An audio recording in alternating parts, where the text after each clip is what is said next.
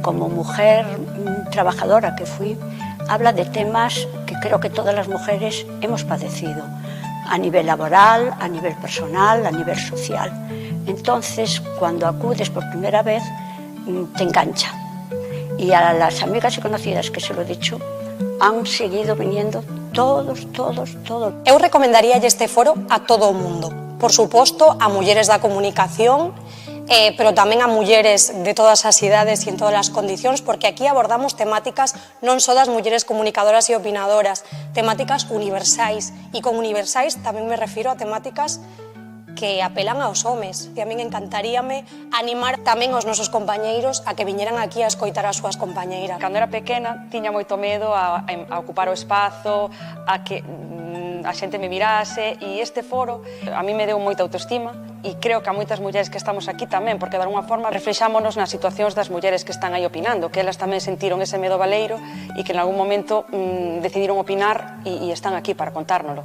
Aquí vese unha realidade, ou sea, descríbese unha realidade que nós vivimos no día a día e que ao mellor non somos capaces de transmitir, e sin embargo aquí, pois eu que sei, desde outras voces máis autorizadas do que nós ao mellor temos no noso diario, pois somos capaces de convencer e de que a xente teña outras gafas para ver a realidade así máis de igualdade.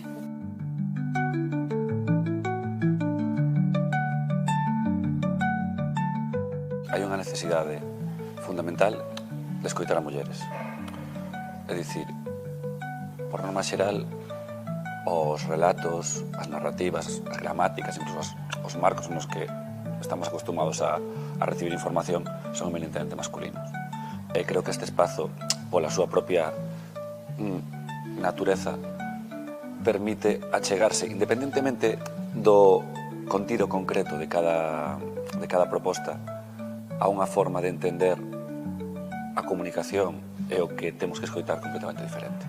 As mulleres somos perigosas porque somos mulleres opinando, pero en realidade a opinión debería de ser algo no que nos mollemos e algo no que afondemos en temáticas que intentan aportarlle un punto de vista crítico ou un punto de vista novo á sociedade. Yo no me fui porque hiciera nada mal. No me fui por eso. Las mujeres cuando opinamos somos peligrosas.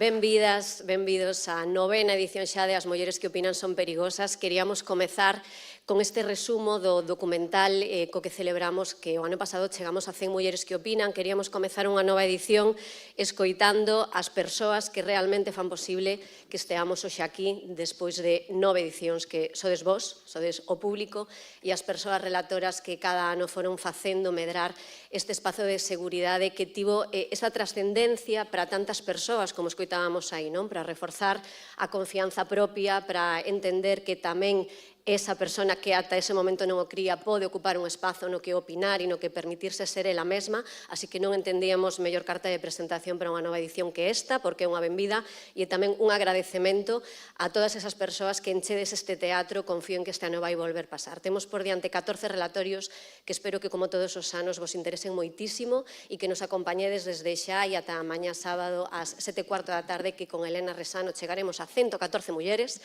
e seremos moi felices despedindo este foro xuntas e estou convencida de que con máis autoestima que necesitamos renovala ano tras ano. Grazas por creer en nós, grazas por creer neste foro e grazas ao Concello da Deputación por iso mesmo, por creer en nós, por creer neste foro e nesta cidade como un lugar no que podemos seguir facendo algo así. Diana.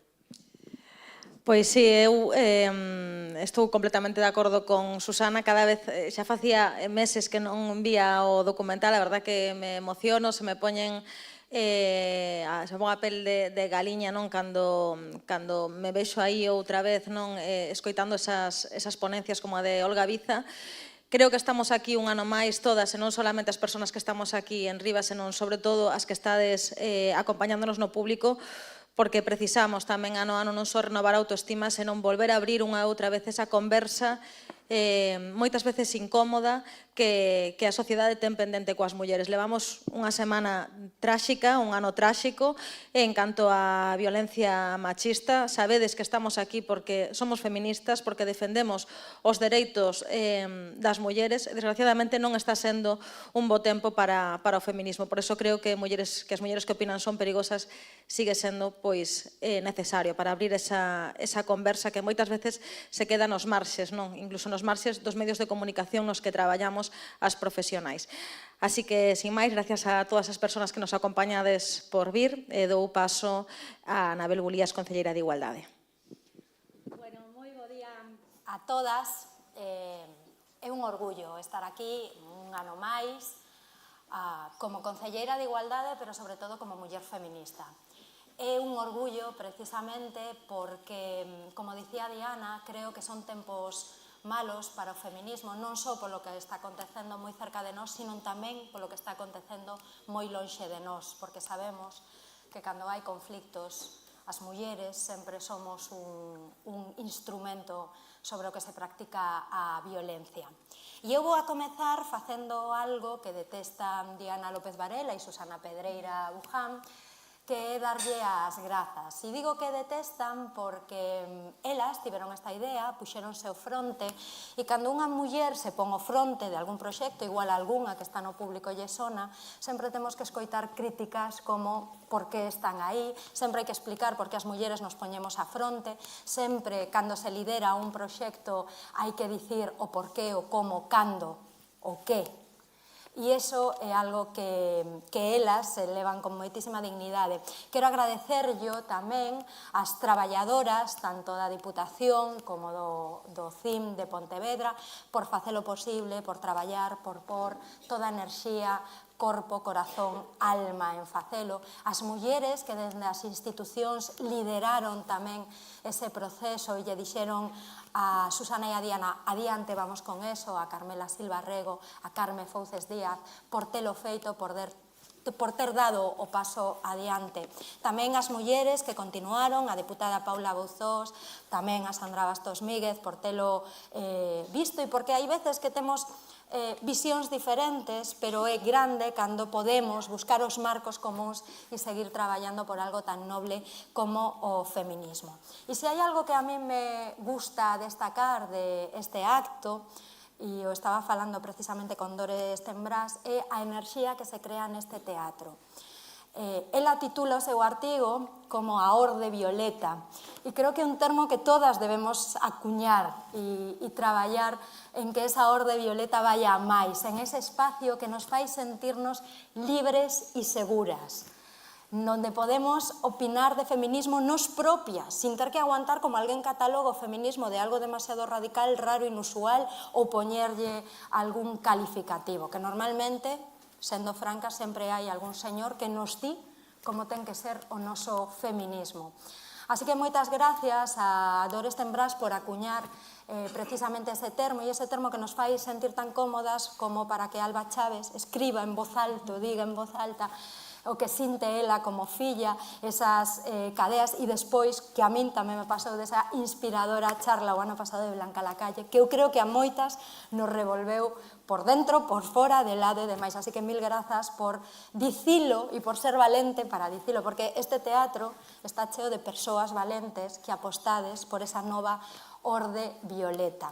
Moitísimas grazas tamén ás persoas que pasaron por aquí, as mulleres que pasaron por aquí opinando, pero moitísimas grazas a vos, porque esa enerxía creámola entre todas, entre todos, e somos capaces de demandar, de poñer o feminismo no centro do debate, porque cando falamos de feminismo, falamos de devolverlle os dereitos básicos non un colectivo, sino a máis da mitade da poboación. Ese é o debate que temos que dar sin un paso atrás, sin un paso atrás. Agradecervos a todas estar aquí, isto continúa, este fin de semana para min é catarse, e supoño que para moitas de vos tamén o será, así que collamos forzas e ni un paso atrás, porque por moito que digan, o millor está por chegar. Moitísimas grazas a todos. Grazas, concelleira, además de todas as mulleres que ela mencionou, que é verdade, hai un equipo de mulleres traballando moito para que hoxe cheguemos aquí, na Deputación de Pontevedra e no Concello de Pontevedra. Tamén quero nomear co seu nome e apelidos as intérpretes de signos que van facer, xa están facendo, que este foro sexa accesible. Son Fátima Pombo Martínez, a quen agora vedes no escenario, e Inés Pereira Arce. Pidevos un aplauso tamén para elas, que traballan toda a fin de semana. Para nós é importantísimo que este foro, desde o inicio e ata esta edición, sexa tamén un símbolo de unión entre institucións públicas que apoian todo o que aquí acontece, así que estamos moi agradecidas pola presenza hoxe do presidente da Deputación, Luís López. Moitas grazas. Bueno, moi bo día a todos e a todas. Alcaldesa en funcións. Concelleira Rasa. Concelleira Rasa, non... Ah, bueno, usou Eva, sí. Xa te ascendín, non? Pero bueno, quen... É unha oferta. Non sei, tens que falar co xefe. Bueno, bromas aparte, o vicepresidente da Diputación, Rafa Domínguez, Paula Bouzós, deputada de Igualdade, o excepcional equipo do Servicio de Igualdade da Diputación e tamén do Concello de Pontevedra, que son claves para o éxito que está a ter este foro, pero si é clave, ten que ser un pseudo en maiúsculas, a Susana, a Diana e a todas vós que estades aquí. Eu prometo ser moi breve porque os protagonismo teno que ter quen logo ten que subir aquí a falar e que tan gustosamente vamos a escoitar ao longo destos días. Eu simplemente darvos ou reducir en benvida e grazas. Benvidos, benvidas, os que vides de fora, decidevos que os vais a sentir como en casa. E los anfitriones que hai aquí son excepcionais. Yo de aquí decirvos que moitísimas grazas polo convite. Grazas, Diana, Susana, porque xa son 9 anos con este fermoso proxecto, que ademais que é voso, que ninguén me lo pode arrebatar. E grazas tamén a Elena, a Andrea e Baba, Sara Isabel Remedios, Carmela, Rebeca e Dores, para expandir ata Pontevedra a busca dunha igualdade que non entende de fronteiras. E grazas tamén ás da casa, Alba Chaves, Alba Moledo, Fátima Frieiro, Nieves Domínguez e Eva Vázquez, porque demostran cada día que unha sociedade máis xusta, máis igualitaria se pode construir desde o local. Ya hai xustamente unha semana estábamos conmemorando no Pazo Provincial, en outras moitas entidades, asociacións e demais, administracións, o 8M, un 8M que é unha xornada sinalada, sí, pero o que importan son os 365 días do ano, onde traballamos por esa igualdade entre homes e mulleres, e ali presentábamos como unha misión, unha carreira, que quen se chegue ao Pazo Provincial todavía pode ver a calle marcada e tamén cunha cinta de cruzar esa meta que perseguimos, que é a igualdade. Unha carreira que comenzou hai décadas, donde moitas das mulleres que estades aquí contribuístes enormemente a esos avances que se foron logrando, pero que seguimos vendo de lonxe todavía a meta, esa igualdade da que falaba. E é unha carreira na que cada ano neste foro xunta a mulleres columnistas e remarco 9 anos, que se di pronto, pero que son moitos anos. Ante estes 9 anos, Susana facía un comentario de que eran 9 anos máis bellas, pero tampouco é así, que aquí tamén vale para que este espírito juvenil que temos todos dentro pois aflore dun xeito importante. E a sorte que temos de que todas as mulleres que opinan aínda siguen sendo perigosas. Perigosas para quen pensa que a igualdade lles estorba ou amenaza ou non vai con eles. Perigosas para quen nega as diferenzas, as discriminacións ou a violencia que aínda soportan a diario as mulleres, e perigosas para quen non quere ver na sociedade que persisten barreiras para o pleno desenvolvemento das mulleres. E alá eles. para nós, as mulleres que opinan, as mulleres que loitan, as mulleres que non se conforman, as mulleres que alzan a voz, as mulleres que revolucionan son imprescindibles. Sodes imprescindibles. Así que, como nestas grandes reportaxes que hai nos xornais e nos informativos, esta páxina de historia que estades a escribir aquí neste foro, que é froito dun gran equipo de moitas mans, pois non caben paso atrás. O titular sabémolo. A meta, a igualdade. Eu desexar que aproveitedes estas xornadas, que opinedes forte, e insisto, que sexades benvidos e contar sempre co apoio, en colaboración co Concello de Pontevedra, para que isto teña unha longa vida. Moitas grazas. Grazas, e agora, que xa se dixo todo o que había que decir, comezan as mulleres que opinan son perigosas. Grazas a todos e a todas.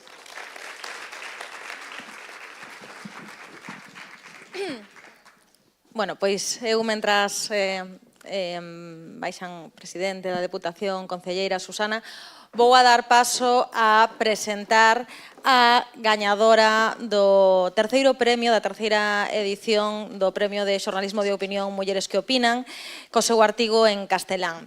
Antes de presentala, vos quería recordar, moitas de vos que nos seguides desde o principio, sabedes un pouco cal foi a xénese deste foro. Este foro xurdiu precisamente porque se dicía que non había suficientes mulleres que opinaban para ser invitadas a congresos de xornalismo. Houbo un movimento viral en redes hai prácticamente 10 anos porque as mulleres se rebelaron, decían que non había suficientes e que por eso non as invitaban. E víamos carteles de foros, de congresos de xornalistas a nivel nacional onde apenas había unha ou dúas mulleres.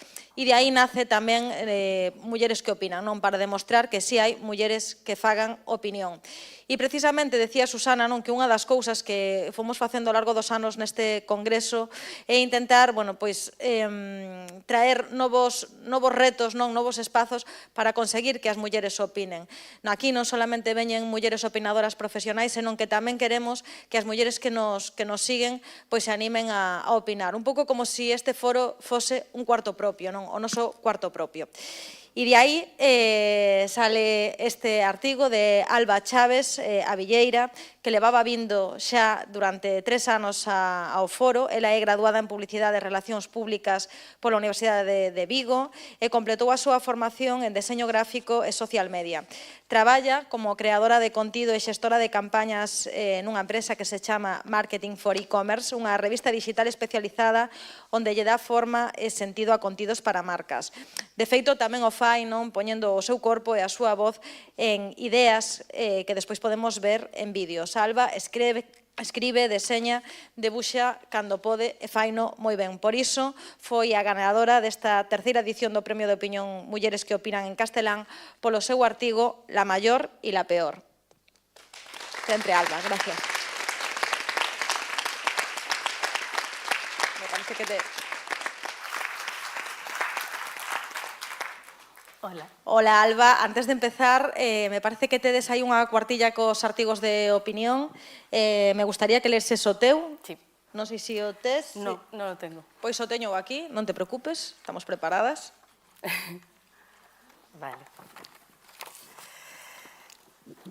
Vale, la mayor y la peor.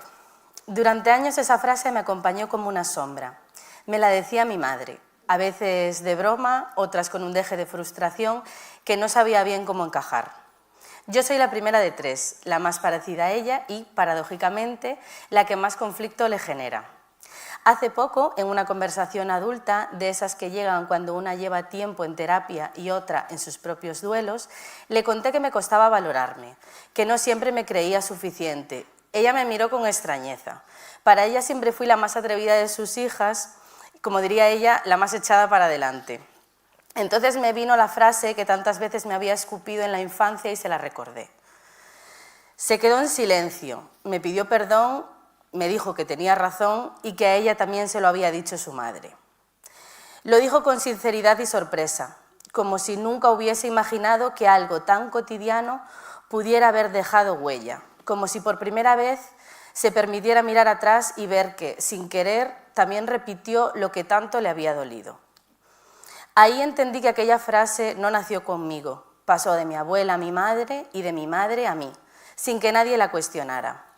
Yo también encajo en el arquetipo que Blanca Lacasa llama hija horrible, por haberme ido, por decir que no, por no repetir el guión. Soy la hija rebelde, la que discute y cuestiona, la que carga con responsabilidades y culpas que no son suyas. Cuando me fui de casa, una salida tormentosa como casi todas las que importan, lo hice porque necesitaba aire. Sentía que allí no podía hacer una vida adulta. Mi madre no lo entendía, me decía que qué necesidad tenía si allí lo tenía todo. Y yo pensaba, ella que se fue de casa con 19 años, ¿no entiende que yo me quiera ir con 30? ¿Se olvidó de la urgencia de respirar por cuenta propia o es que ahora es distinto porque yo soy su hija? Poco después me dijo, desde que te fuiste me siento perdida, llevo 30 años siendo madre y ahora no sé qué hacer. Esa frase me atravesó por todo lo que revelaba sobre ella, de lo que dejó en pausa durante décadas, de la identidad construida en torno a nosotras, de lo que el sistema le enseñó que la complementaba como mujer, la importancia de esas palabras que ni ella misma entendía, pero que a mí me hicieron entenderlo todo. Entendí que muchas madres se sienten perdidas cuando sus hijas se van porque proyectaron en ellas sus sueños, sus miedos y frustraciones, cargándolas con el sentido de sus propias renuncias. No es culpa suya ni nuestra, es un sistema que no les dejó ser más cosas ni elegirse a sí mismas. Recuerdo que en la universidad mi madre me preguntó si quería ser madre. Le dije que no sabía, que probablemente no. Me llamó egoísta, convencida, como quien repite una verdad aprendida. Ahora entiendo que esa idea de que ser madre es lo más importante es una trampa hereditaria impuesta. Durante mucho tiempo pensé que el problema era mío, luego creí que era de mi madre y ahora sé que no era de ninguna. Venía de más atrás, de lo que a ella también le exigieron, de los silencios que aprendió a no nombrar. Mirar atrás con compasión me ha permitido entender que nuestras madres también fueron hijas, moldeadas por expectativas, mandatos y silencios. Aprendieron a querer como les enseñaron, desde el sacrificio y la entrega total. Humanizar a mi madre ha sido un paso para entenderme, reconocer que no fue solo madre, sino mujer e hija, que su forma de maternar estuvo condicionada por una época, una cultura y unos mandatos que, con suerte, nosotras estamos empezando a cuestionar. Quizás ser la mayor y la peor solo significaba ser la primera que rompió el molde.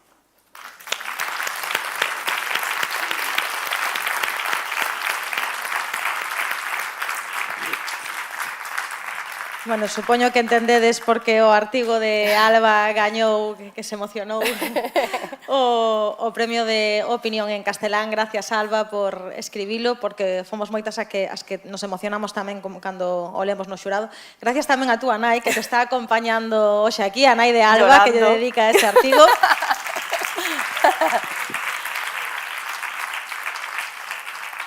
E, bueno, Alba, a min este é un tema que me atravesa seguramente a moitas de nós nos retembla, non? Por eso, precisamente, o ano pasado estivo aquí Blanca Lacasa, non? Precisamente porque é un tema un pouco tabú, un pouco un moito tabú, seguramente dos grandes tabús que ainda temos dentro do feminismo, esta relación entre as fillas adultas e as nais. Non sei por que ti decides escribir sobre este tema, Alba. Pues voy a ser honesta 100%. Perdoa de que fale en castelán, pero es que si no os nervios me la van a liar, ¿vale? Entonces, el tema fue, yo era la tercera vez que venía al foro, con mi amiga Icía, que también está por ahí, y era la primera vez que veíamos el programa y que conocíamos a muy pocas relatoras. Entonces fue como, me decía mi amiga, decía, ¡buah, qué bajón, conocemos a pocas! Y yo, pues no, la verdad es que no, porque vamos a conocer a un montón de mujeres que seguro que nos aportan un montón de cosas. Y cuando vi la ponencia de Blanca, dije, esta va a ser mi favorita. Entonces, efectivamente la vi y yo estaba en plan, ¡ay, madre mía, cuántos melones me acaba de abrir esta mujer! Y salí de la charla y empecé a hablar con mi amiga Iciar y Andrea en plan, ¡buah, porque esto, lo otro, tú! Y me decían ellas, tienes que presentarte al concurso y escribir sobre este tema. Entonces me quedé en plan, ¿sí? Y bueno, entonces, como tenía ese batiburrillo, me compré el libro, me lo leí, empecé... O libro de Blanca, así que se chama Las hijas Las horribles, hijas non? Que horribles. ten un título que non dá pé a dúbidas de que vai, non? Totalmente. Y entonces me senté un día y me puse a escribir. Salió esto y pensé, pues quedó bastante xeitoso. Entonces fui a junto a mi madre y estábamos las dos solas y le dije, mamá, te tengo que leer una cosa. Entonces se lo leí, bueno, mi madre estuvo desde el minuto 1 a que terminé llorando y me dijo, wow, es que tienes razón, es que fue así como pasó y lo siento y bueno, como que se emocionó mucho, nos emocionamos mucho las dos y luego ahí fue cuando le dije, hay un concurso, ¿te importa que lo presente? Porque claro, es complejo. Y me dijo, sí, preséntalo, vas a ganar. Entonces, pues por eso estoy aquí. Pois sí, me parece non solamente valente que escribas o artigo, sino tamén, e mira como nos poñemos as mulleres cando escribimos, e cando escribimos desde o personal, non que temos tanto medo a incomodar, non? Sobre todo esa relación que é absolutamente transversal na nosa vida, non? Que é a relación coa nosa nai, porque sabemos e tamén a propia cultura nos di, non? Que unha nai é sagrada, que unha nai non se toca, que unha nai non se cuestiona, e as nais, e eu digo porque son nai tamén, temos moitos defectitos que moitas veces veñen de serie e outras veces son, bueno, pois este sistema ten unhas expectativas sobre as mulleres que sin querer cargas e replicas nas túas fillas, non? O sea, que me parece moi valente que o escribiras e tamén que yo leres a túa nai. Aínda que tamén me fai pensar que as mulleres tamén precisamos seguimos precisando un pouco esa validación, non? Para non incomodar. Sí. Porque algo incómodo, non? Falar desta relación entre nais e fillas. Y sobre todo que yo no quería hacerle daño a ella, porque yo sé que ella todo lo que hizo, lo hizo con amor y de la mejor forma que supo. Entonces, en todo momento yo sabía que si hablaba sobre esto, lo tenía que hacer con el máximo respeto que se merece mi madre, porque no lo hizo aposta, no lo hizo queriendo hacerme daño, pero no pensó en las consecuencias de decir una frase así, porque a lo mejor alguien la lee y piensa, madre mía, menuda madre que le dice eso, ¿no? Pero realmente ella no vio las consecuencias de decirlo. Simplemente, pues en medio del ajetreo de ser madre, que no soy madre, pero me lo puedo imaginar, pues para que me callase o para que dejase de molestarla o de hacer lo que estaba haciendo, pues tú tienes que dar ejemplo a tus hermanos si eres la mayor y la peor. Entonces... Que punto crees, máis al lado personal, non? Que desde o punto de vista que está escrito este artigo, que nos atravesan os mandatos de xénero a hora de ser fillas, non? Porque falamos moito deses mandatos de xénero cando somos nais, non? A boa nai, pero non hai un punto tamén de mandato de xénero de ser a boa filla, a nena boa. Sí, yo pienso en esto que es... ¿Cómo decirlo?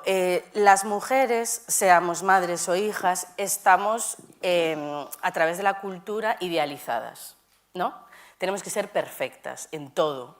No podemos ser mediocres porque si no ya viene el síndrome de la impostora, en plan, madre mía, qué horror, tal... Bueno, esto, ¿no?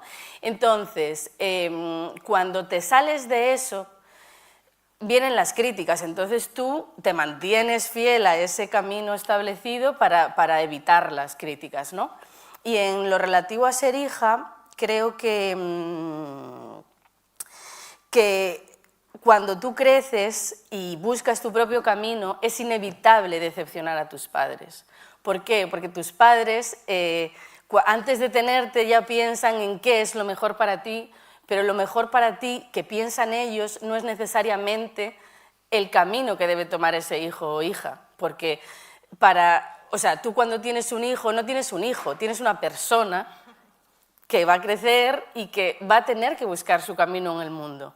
Entonces, crecer es inevitablemente decepcionar a tus padres porque no vas a hacer lo que ellos quieren que hagas. Entonces, salirse del papel de niña buena es eso. Decepcionar a tus padres, por desgracia, supongo. Bueno, non os decepcionaches, non? No, pero sí que... Porque aquí creo que está o reverso tamén, non? Temos moito medo a abrir esta, eu falo, non? De abrir estas conversas, non? De abrir eses camiños aínda inexplorados.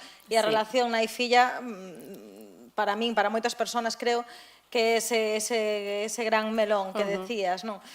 Por que lle temos tanto medo? Que pode pasar se empezamos a falar de que as relacións entre nais e fillas tampouco son tan idílicas e non pasa nada? E moitas veces non son tan idílicas, pero porque temos unhas expectativas de xénero que igual se empezamos a falar entre nós como nai e fillas, nos empezamos a comprender máis. Claro, sí, no, sí, al final todos los conflictos entre las personas se resuelven hablando, pero no le gusta a la gente hablar. Pero sí, creo que... ¿Qué iba a decir? A ver... que sí, que los mandatos de género son muy importantes en esto porque cuando yo escribí el texto me pasó una cosa muy guay, que me empezó a escribir mucha gente diciendo, ¡buah, me sentí súper identificado! Y eso que no soy la mayor. Y al final es que esa persona que no es la mayor necesariamente asumía el rol de la hermana mayor.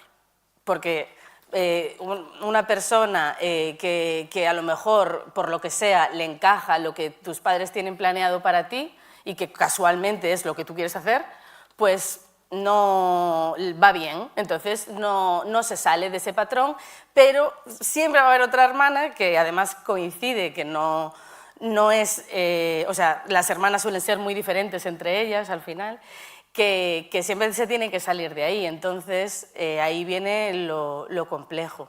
Ya no sé lo que me habías preguntado. Non te preocupes.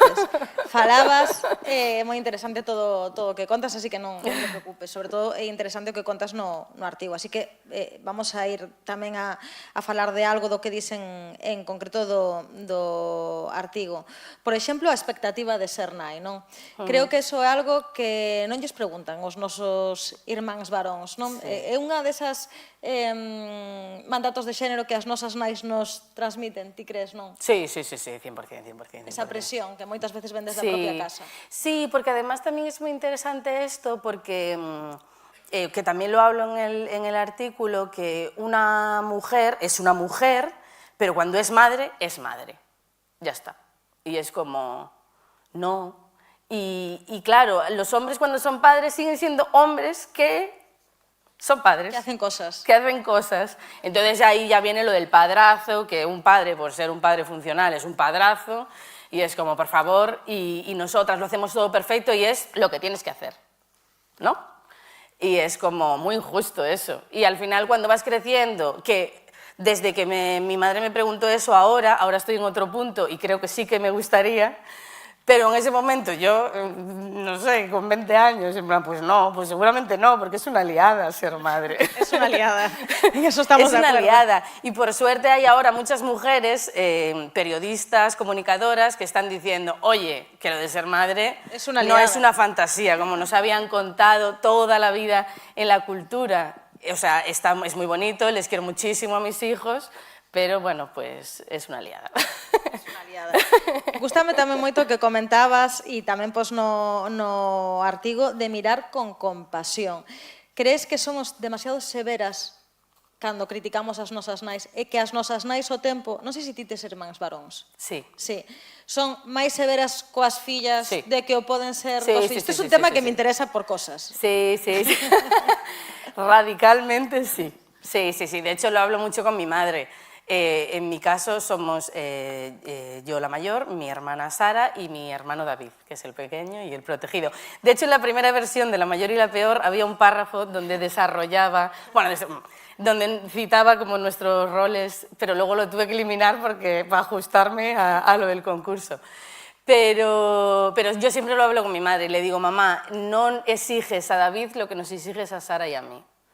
Y es muy injusto, y ella es como, le cuesta reconocerlo, porque reconocerlo es reconocer que en alguna parte de tu vida lo has hecho mal, y al final reconocer nuestros errores a veces cuesta un poco. Pero sí, o sea, a David no se le exige ni la mitad que a... Pobre David, que estará escuchándonos aquí.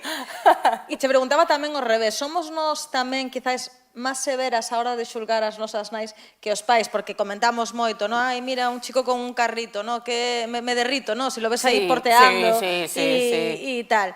Pero na propia casa, non? Tamén como que pensamos que a nosa nai ten que ser sempre empática, ten que ser sempre comprensiva, ten que ser, sobre todo, e por encima de todas as cosas, nai. Sí, literalmente creo que eso es así, que sí que juzgamos más nosotras, pero porque también estamos como todo el rato reflexionando sobre cómo tenemos que hacerlo. Ellos lo hacen y ya está, ¿sabes? Eso me da una envidia, porque solo hacen cosas y les sale bien, que es lo peor. Y nosotras estamos como todo el rato esforzándonos, lo voy a hacer así, porque así me va tal, como todo. Entonces, claro, inevitablemente también juzgamos más. Y cuando me senté delante del ordenador para escribir esto, lo tenía clarísimo que no quería juzgar a mi madre porque siento que ya lo hice. O sea, durante todo este proceso en el que yo llegué a esta conclusión, juzgué a mi madre. Y le dije, mamá, es que ¿por qué? ¿Por qué así? ¿Por qué lo haces así? Y es como, bueno, es que tenemos derecho a equivocarnos, a ser mediocres. Tenemos derecho a todo eso como lo tienen ellos. Completamente. Ti crees que temos que abrir esta conversa, o sea, nas casas, que hai solución, porque é algo que creo que está chegando, te diría, eu que teño amigas psicólogas, xa as consultas, non? Está o tema de as relacións nais-fillas. Non sei se o feito de escribir xa me parece terapéutico, o feito de falar en público, de que todas podamos compartir. Crees que habería que ir por aí, falar máis, que isto sería como subversivo, sacudiríamos un pouquiño o patriarcado? Sí, yo creo que a la gente le da un poco de pereza enfrentarse a eso porque saben que van a salir muchas cosas. Entonces es como, lo hablaba con mucha gente cuando lo leyó, mítico que se surgen conversaciones a través de lo del artículo, y me decían, yo debería meterme ahí, pero... Entonces, a todo el mundo yo le recomendé que se leyeran el libro de Blanca y que a partir de ahí pues empezaran a pensar cómo es en mi caso, qué pasa, y tuvieran una conversación con su madre o diciéndole, ¡buah, lo hiciste genial! Porque hay otras madres que, madre mía, la que lían, ¿no? Pero o eso o decirle, mamá, pues en mi caso esto, lo otro, tal...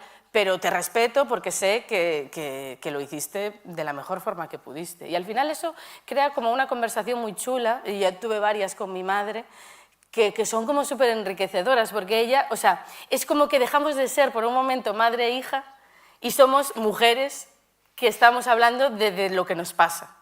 Y eso es genial.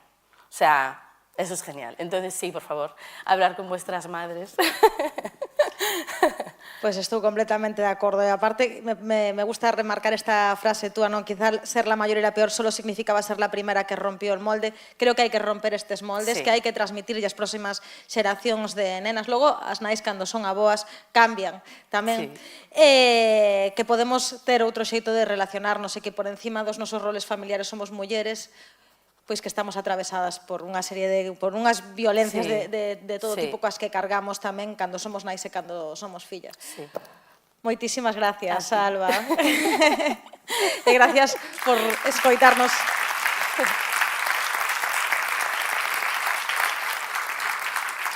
Xa fixo Alba esa recomendación do libro de Blanca a la casa, por si non estivestes o ano pasado, e ahora nada, vou a dar paso, me parece, a Susana, para que pase a presentar a outra gañadora. Gracias, Alba, que gustazo escoitarte. Eu aproveito para animarvos a que vos presentedes ao Premio de Opinión o luns. Ábrese o prazo, xa podedes consultar as bases na página web da Deputación de Pontevedra, e tamén animo a que se hai algunha filla única e que eu non me podo presentar o premio aquí, que abra ese melón, que ser filla única tamén condiciona moito e é un mandato que se suma ao mandato de xénero. Estou moi feliz, moi emocionada de poder compartir con vos conversa con Dores Tembrás, que é a gañadora do noso Premio de Opinión Mulleres que Opinan na categoría de galego. Como antes decía a concelleira de Igualdade, Anabel Gulías, a orde violeta é unha expresión que ela acuñou titulando ese artigo que comeza con outra palabra, que é iluminadas. Bueno, e desentender todo o que para a Dores supuxo seguir, neste caso, na distancia, ela desde a súa casa, o foro, a través do streaming que está habilitado, e desentendelo cando lea o artigo. Dores Tembrás Tembras, que tal vez estades aquí porque a coñecedes como poeta tamén, poeta, editora. Ela licenciouse en Filoloxía Hispánica no ano 2001 e 7 anos despois, no 2008, e despois de investigar e de diferentes estadías en Suecia, en Madrid, en Bos Aires, defendeu a súa tese de doutoramento que é a obra poética de Alejandra Pizarnik, Arquitectura dun desencontro. Menciono isto porque isto atravesa completamente a muller, a poeta e a pensadora que é Dores Tembras. Un aplauso para ela, por favor.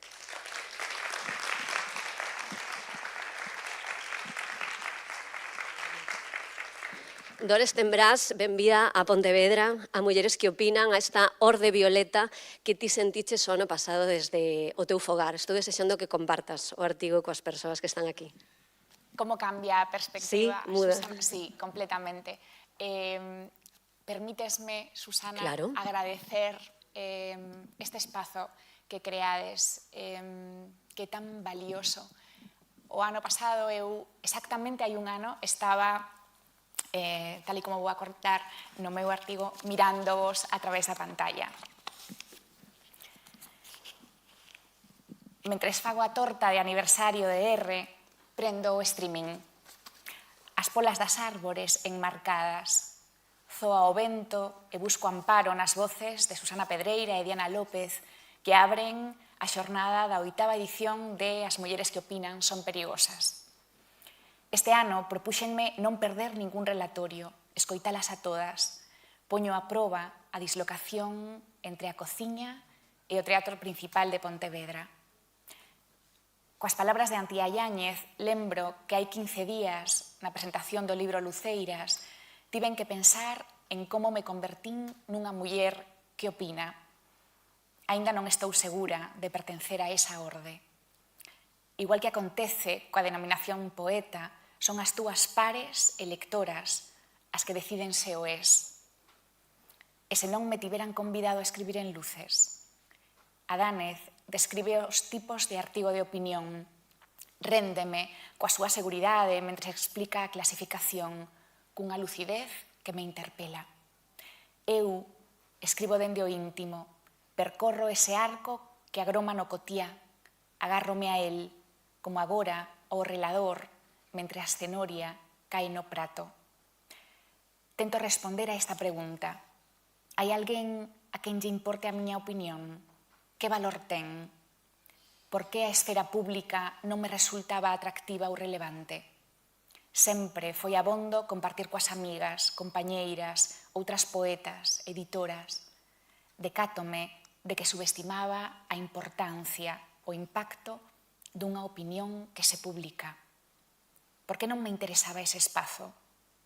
Descubro, escoitándoas, iluminadas polo violeta do escenario, que algunhas delas seguen a buscar respostas. A súa compaña, leveda igual que a torta, e vexo nun plano a Claudia Morán entre o público. Mándolle unha mensaxe, dígolle que estamos xuntas.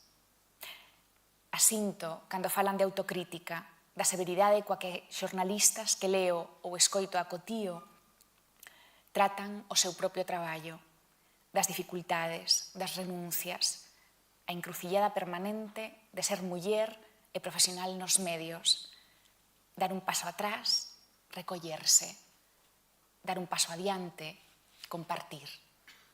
A trampa de excelencia. Reviso mentalmente os artigos ou reportaxes que asinei. Son poucos, só escribo aguilloada pola urxencia. O detonante pode ser a morte de John Berger, as maternidades, a devoción por Xoana Torres ou Luz Pozo, os procesos creativos nos chefs Estrela Michelin, a saúde mental, a pandemia. Escolmo o que considero imprescindível. Aseguro así o seu valor. Que temes?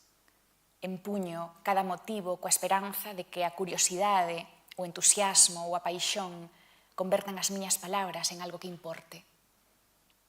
Hai temas especificamente femininos? Non. Pasan as horas na súa compaña. Eu querería estar ali, sentada no paito de butacas. Para o ano non falto.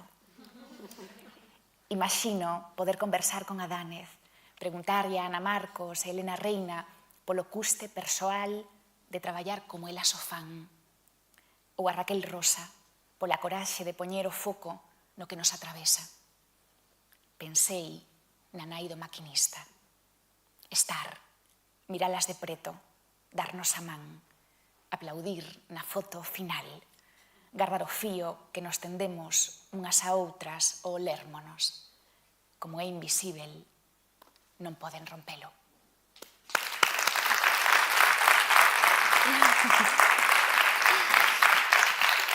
Pois, o ano que ven este non faltou, aquí está. E ademais non no patio de butacas, que tamén estivo e estará, senón aquí como gañadora por este artigo que supoño que entendedes porque gañou na categoría de galego. Dores, vou empezar directamente cunha das preguntas que ti tes aí nese artigo para ver se finalmente, despois de seguir o foro, despois de escribilo e despois de levedar e de pasar o tempo, ti atopaches a resposta. Por que a esfera pública non me resultaba atractiva ou relevante? Que é unha pregunta que ti te fas a ti mesma mentres pensas no tipo de muller opinando que és. Non estou segura de ter a resposta, pero creo que estou máis próxima. Creo que daba moitas cousas por sentado. Creo que o evidente ás veces é necesario visibilizalo. E sobre todo últimamente, sabes, Susana, sinto que son tempos nos que o mellor as opinións, os dereitos que sentíamos asegurados están en tela de xuizo. E pásame nos centros de ensino, neses foros de adolescentes. Claro, os que chaman a atención son os que, ao mellor, din que as mulleres temos incluso máis dereitos que os homes e o resto de adolescentes, ao mellor, dende o seu silencio, pensan totalmente o contrario e eu decátome do necesario que é que les pasen a visibilidade tamén. Creo que ese está sendo tamén un pouco o meu proceso. Entendo que dis, porque ás veces cando unha está nun determinado lugar no mundo e o ten tan claro e no seu fogar, afortunadamente, ela traballa e construe para que os que comparten vida familiar e de amizade sexa así, damos por feito que non existe outro mundo no que iso se cuestiona, non? E ese momento de estar en contacto con todo o que outras mulleres contan, que é o que pretendemos aquí en Mulleres que Opinan, a ti xa fixo que o teu pensamento fora aí, pero ademais esta outra parte do traballo de Dores, que ela é docente en centros de ensino, sei que che dá un termómetro da realidade que nos últimos tempos che preocupa, non? Ti querías tamén compartir iso que estás respirando, especialmente nos últimos meses en centros de ensino galegos. Sí, fíxate que onte falaba con Antía Otero, estábamos as dúas saindo de centros de ensino e nunca, como ata agora, sentimos efectivamente esa temperatura en relación ao feminismo, a virulencia que provoca o termo. Preocúpame porque os adolescentes estánse formando e son esponxas, pero decátome do perigoso que é o ruído, e fíxate que sobre todo o ruído das redes, e como o mellor opinións ou pensamentos así escolmados, absolutamente injustificados ou superficiais, calan fondísimo neles, en relación á violencia de xénero, ideas que nunca pensei escoitar en rapaces e rapazas de 14 anos e que nos teñen abraiadas. Entón, bueno, o noso traballo tamén é darlle a volta a iso, traballando con escolmas de mulleres, poñendo o foco no feminismo, pero tamén somos moi conscientes de que só podemos penetrar moitas veces algunhas desas actitudes e, sobre todo, eses pensamentos que toman como verdades dende a emoción, e nosoutras traballamos dende aí. Entón, bueno, vamos picando pedra. Claro, Dores fai alusión a Antía, a súa compañera nese proxecto maravilloso que é Apiario, que ademais de ser editora, ten esta outra parte de docencia, non? A través de obradoiros de escrita para público adulto e a través de obradoiros de poesía en centros de ensino, pero encántame saber que hai unha decisión e hai unha responsabilidade movendo a polos centros de ensino, confiando no poder da palabra, da poesía e das mulleres poetas para seguir deconstruindo no tempo presente e ademais facelo desde a emoción. E que nos o que detectamos é que só a través da emoción somos capaces de chegar a eles. Vouche poñer un exemplo, algo concreto. Traballando sobre unha autora do Rexurdimento, 1891. Un poema, Filomena Dato, que se titula A defensa das mulleres. É un poema tremendo que vos recomendo moitísimo, en 8 cantos. Unha muller moi relixiosa, monárquica, pero que tiña clarísimo cal era o presente e o futuro das mulleres. Traballamos dende aí para ir analizando por que ela propón esa defensa. En canto agroma a palabra feminismo, notas unha tensión. Intentamos definir entre todos nas aulas que é o feminismo, que é o feminismo para vós. E detectamos xa nun primeiro momento unha grandísima confusión en relación ao termo. E como che digo, casi unha cuestión que levanta certa agresividade.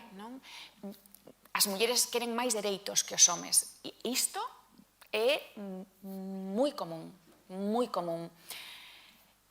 As mulleres tedes máis dereitos. Bueno, entón, o desafío é chegar á última sesión sin que eles pensen que cando falamos de feminismo se trata de mulleres abstractas e o leven ás mulleres que eles teñen preto.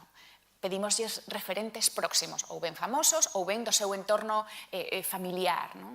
Escriben un poema sobre elas. Cando acabamos a sesión,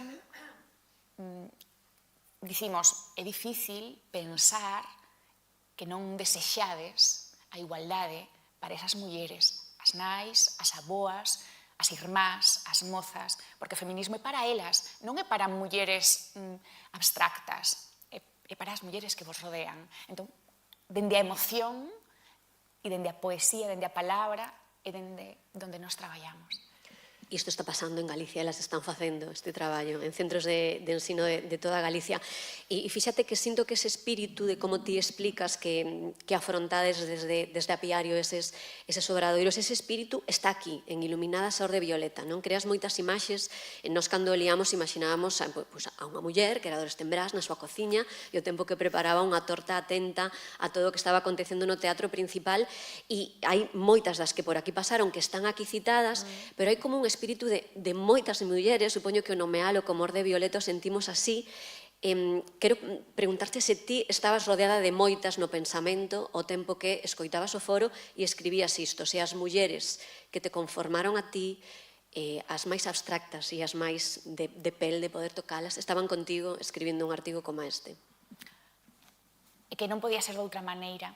Pero teño que contarche algo. A primeira persoa a que lle lin o texto foi unha urxencia. Escribir este artigo antes de saber que presentaría o certame, o premio, foi unha urxencia para capturar todo o que despertou en min, seguirvos, escoitalas a todas, pensar en compartilo, pensar en con que mulleres eu querería falar sobre isto, mulleres da miña vida.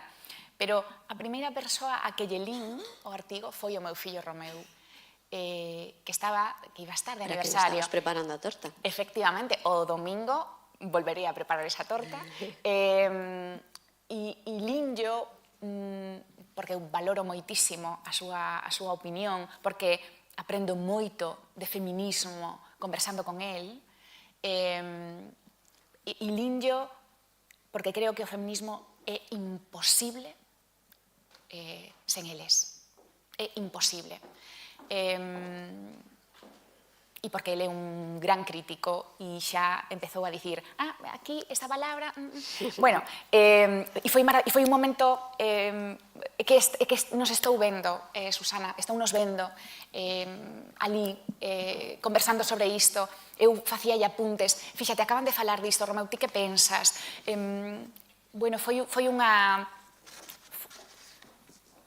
unha fortuna compartir con ele ese tempo e con todas vosotras, porque estabades tamén na nosa cociña.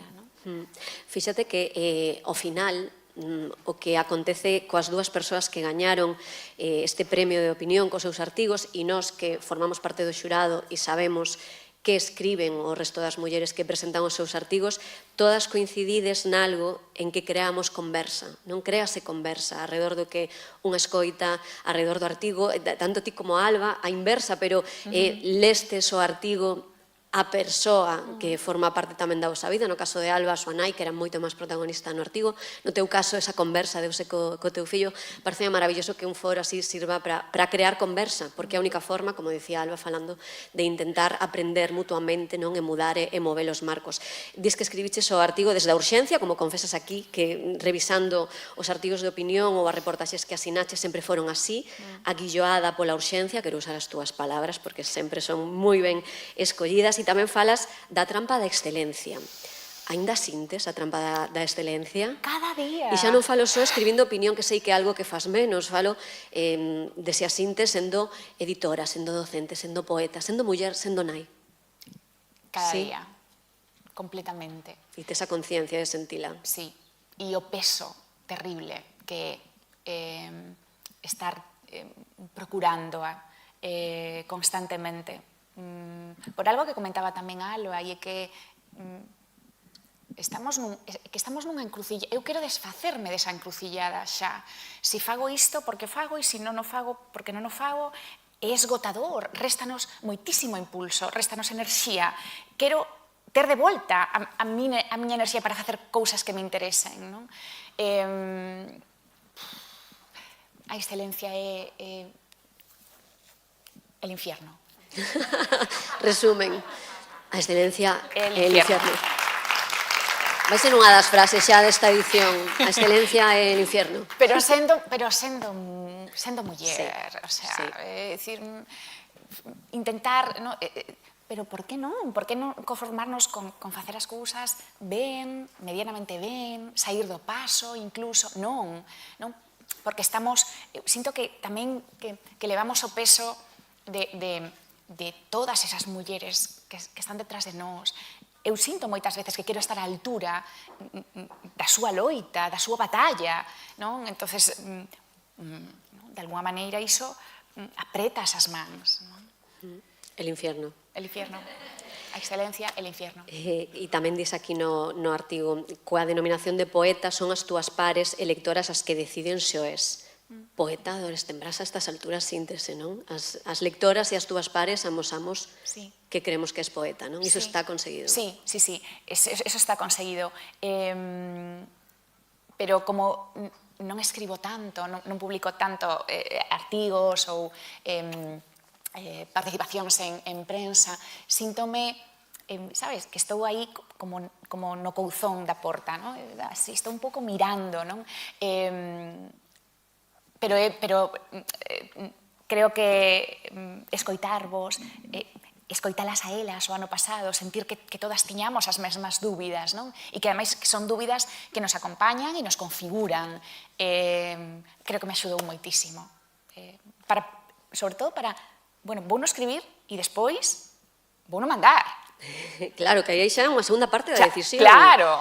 Que tamén esa trampa da excelencia que dicíamos media aí, non? Nese punto de decisión de ahora está escrito, agora ainda teño que decidir se envío, non? A un certame. Grazas por enviálo. Grazas por enviálo. E ademais, grazas por non somente ese termo de a orde violeta, senón por esa parte final que a min me fixo pensar moito, e tamén é importante, para nós o premio é moi importante porque nos facedes ver o que supón este foro para quen o escoita, non? E para que tomemos nota absolutamente de todo de cara a unha seguinte edición e para facernos conscientes de cousas que tal vez non o somos. E fíxenme consciente con esa frase final de un fío invisible que non poden romper, pero que existe un fío invisible tecido desde 2018 entre moitas mulleres que pasaron por aquí, subindo o escenario e estando aí abaixo. Ese é irrompible, por moito que vexamos épocas complicadas, así que grazas tamén por escribilo. Antes de pedirche que exerzas de poeta, porque tendo a Dores Tembrás, isto ten que rematar con el alendo poesía e coas mulleres no centro, que están moi presentes en toda a súa obra, pero no último poemario que enxertos e que podedes mercar e levar asinado na Libraría Seijas, que ten un posto de venda na entrada, Alba, maravillosa libreira, grazas por estar tamén, quero que contes algo que sí que che fixo moita ilusión do ano pasado, ese poema que creaches tecendo entre mulleres e o que despois lle puxeron música, nosoutras. Foi un deses encargos, os encargos son perigosos.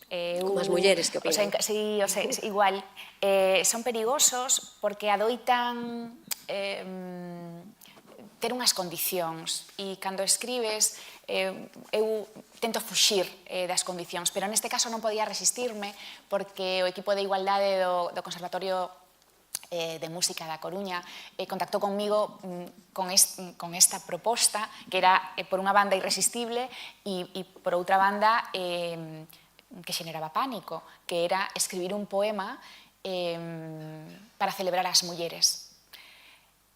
Nin máis nin menos. Un poema que sería musicado para cantar como himno en coros de todos os conservatorios de todo o país. Nese momento a min xa me dixeron que a compositora sería Oriana Infante, maravillosa, e ela non se lle ocorreu outra cousa que crear un grupo que poñía himno feminista histórico mundial. Sen presión. No, pero antes de que eu empezara a escribir himno feminista histórico mundial, nada, eu dixen, bueno, pois esta é a miña oportunidade. Foi un encargo que foi un desafío, que foi un reto, pero estou tan feliz de telo feito. O que fixen foi poñer no foco a todas esas mulleres concretas que están na miña vida ou que pasaron pola miña vida, autoras, profesoras, aboas, amigas, e marcalas con unha... Eu escribo sempre en minúscula na miña obra, marcalas con unha maiúscula, que se respetou tanto na partitura como no poema. Estes días está a piques de entrar en imprenta o libreto, e foi unha oportunidade para reunilas, para sentilas preto, e para dicir que estamos xuntas e que nosoutras somos a nosa propia benzón. Dadeslle un aplauso, autora do himno feminista mundial.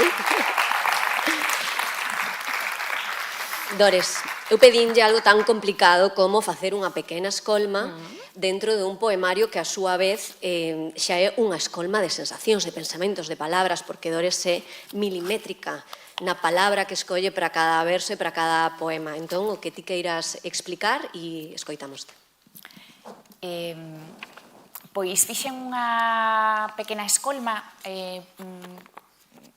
que eu creo que recolle momentos distintos tamén do que é ser muller, do que é ser filla.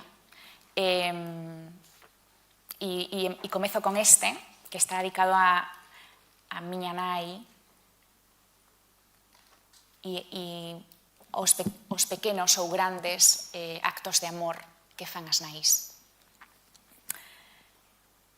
Quedabas na cociña, graxa ou leite nunha cunca e un pano de algodón, as botas nos brazos, cun algo de militar oficio, lustrabas, esfarelada a lama seca, había paxaros fora, aínda que non nos vira, restos dun betume corvo na noite corva, o clic-clac da lata, a bombilla de 40, repasando costuras, tacón, índice, polgar, clic-clac, a noite corva.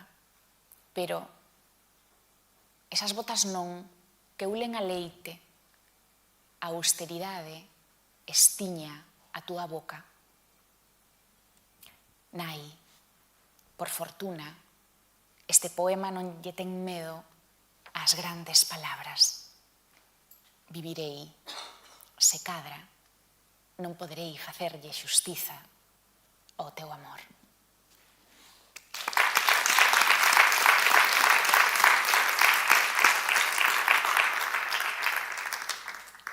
Antes dicíache que eu creo nun feminismo no que eles son imprescindibles. Sempre o entendín así. Teño a sorte de ter un pai e un irmán e un compañeiro, unha parella e 2 fillos que me fan creer que iso é posible. Creo profundamente niso. E este poema captura algunhas das leccións primeiras que meu pai me ensinou. Aprenderlle a unha filla. En minguante, a semente non agromará. Por crecente, o poldro camiñará en minutos. Cando fagas un nó, que non se desate. E agora escoítame, para te defender a navalla de abaixo para arriba, sempre. Que ningún brazo a deteña.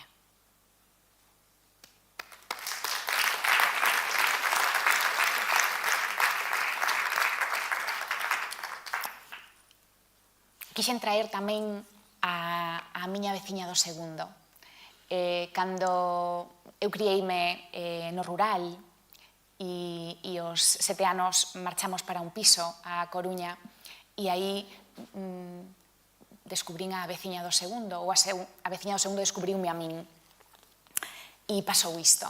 Eu chamáballe Cherry Cherry Lady. Deixáballe recado a señora do segundo, a miña nai. Eu baixaba despois da escola en calidade de amanuense. Tamén o avó lles escribía cartas a veciños que viñan de lonxe. Levábanos moito. Sempre había preguntas que nos detiñan. O meu temor a que ves e uves chegasen trabucados onde aparentes de lonxe. Levábanos moito. Enredábamos co canario na gaiola verde. Aquela anciá de uñas longas dispoñía unha presa de cereixas, un pratiño con chulas de arroz nun mantel bordado xunto ás cartas. Pero o poema non se apiada das flores no algodón nin do recendo. Risca as maiúsculas con caracois, rise das miñas reservas sobre o gastado da palabra. Esgaza o todo ata que escribo soidade.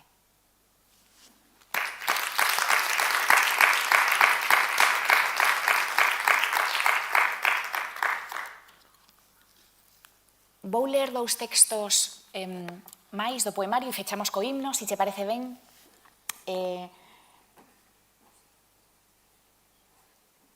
Son encrucilladas. É unha conversa imaginaria coa miña nai. Bisectriz. Imito aquel galope teu, agora que ostento o mesmo título. De algo nos exonera. Chego co allo na punta das mans, un rastro de fermento no xersei, vence o trazo dominante. Drenamos as horas. Un conto, un disfrace, a lección, galletas, pan, trampas, para non volver ao poema.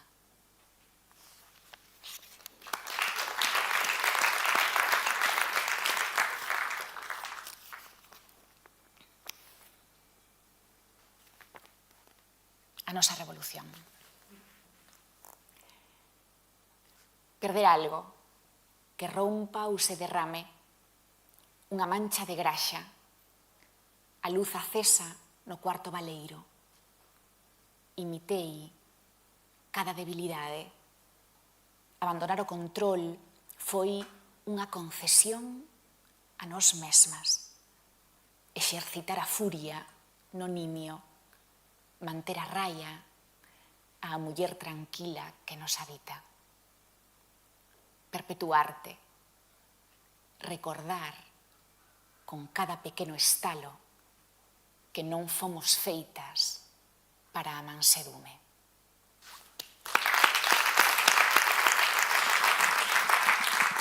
Todo isto está en enxertos. E dis que imos rematar co himno mundial.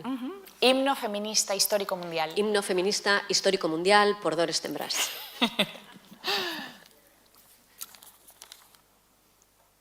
Nosoutras somos ecuación imposível, man, fronte, corazón, arqueiras que o tempo despregan.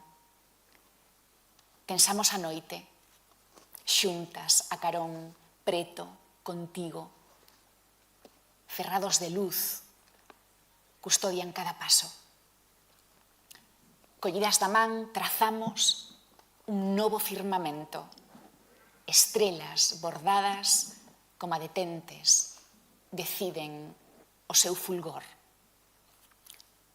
Descoida, aquelas, vosoutras, gárdannos os seus corpos interliñados neste camiño de silvas.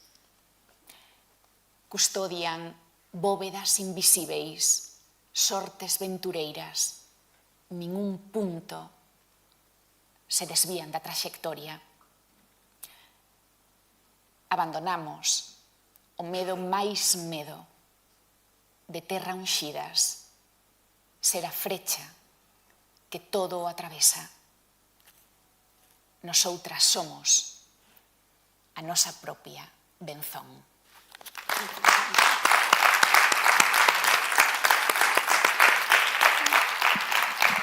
Grazas, Dores, por ser público deste foro, por escribir o artigo, por ter a conversa co artigo, arredor do artigo co teu fillo, por decidir presentalo, por estar agora aquí, por todo ese traballo que faz como poeta, como editora e que facedes tía en tía desde Apiario. Eu quero rematar. Non é habitual que vayamos con demora en Mulleres que Opinan, sabédelo, pero comezamos un poquinho máis tarde a inauguración, roubamos uns minutos ao inicio da conversa con Alba e iso levanos agora a andar un poquinho tarde, pero hai un poema que escribiches hai moitos anos, en cronoloxía da urxencia, que como sabes a min me levantou do chan nun momento determinado, e volvendo a él, creo que define tamén este foro, que é un foro porfiado. Porfiada, como erva mala, a nacer entre as lousas, en a teima, esvacía o contorno para inaugurar superficie. Estamos inaugurando superficie cada ano, pero algo imos consolidando. Grazas, Dores. Un aplauso para ela.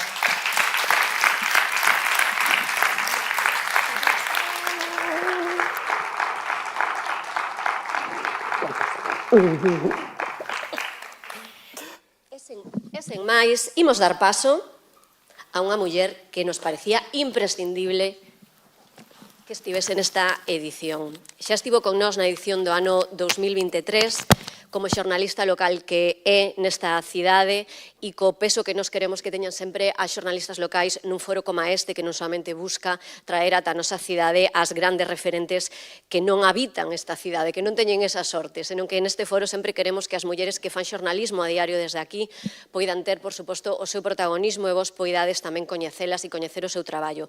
Xa estivo no 23 Alba Moledo, pero algo que aconteceu que acaba de doutorarse en xornalismo, así que temos a sorte de ter con nos a unha doutora en xornalismo. Alba Moledo Ucha, por favor, ocupa o teu espazo no escenario.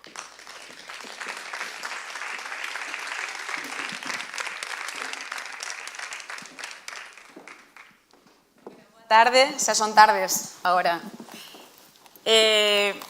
Estou contentísima de estar aquí un ano máis, porque cando eu participei por primeira vez en Mulleres que Opinan, tiña 29 anos, ainda era veinteañera, agora xa supero os 30. De feito, foi a primeira vez que eu daba unha charla destas características en pleno brote, ademais da síndrome da impostora da que falábamos antes. Eu creo que a síndrome da impostora vai salir aquí moitísimas veces. Lembro que pechei a charla lendo un fragmento do meu artigo favorito de María Luz Morales, que daquela eu xa andaba enredando moitísimo coa tese, Lembro moitas cousas bonitas daquel día, pero unha das que máis lembro é que a miña amiga e compañeira, tamén xornalista bravísima, do Diario de Pontevedra, Aldara Paz, acompañoume ata o mesmísimo pé deste escenario, e seguimos xuntas na vida, e seguimos xuntas no diario, e as dúas, ademais, estamos durante este último ano as nosas criaturas.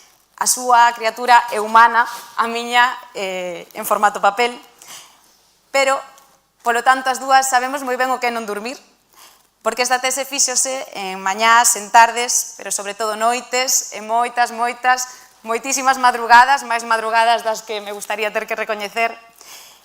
En todos esos momentos en que me deixou facelo, o desempeño tamén paralelo da profesión xornalística, que non é un camiño de rosas. O xornalismo é basicamente unha loucura, pero é unha loucura que merece moito a pena. E iso nin máis nin menos é a historia dunha tese doutoral. A historia dunha tese doutoral é unha amiga que te acompaña, son todas esas amigas, eses amigos que estiveron pendentes, que respetaron os meus tempos e que souberon estar. É unha tese tamén en unha familia como a miña, que me acompañou en momentos duros da miña historia, en momentos da nosa historia común, pero a recuperación da vida e da obra de María Luz Morales tamén é un pouquiño Diario de Pontevedra. Son os xefes que me comprenderon e que me demostraron o seu apoio, e creo que é ainda máis importante, o seu orgullo, e compañeiros como María Varela, que estou vendo que está aquí, agora mesmo, que me acompañou, fixadevos, ata a mesmísima defensa da tese doutoral na Universidade Complutense o 15 de xaneiro, non se me olvidará na vida.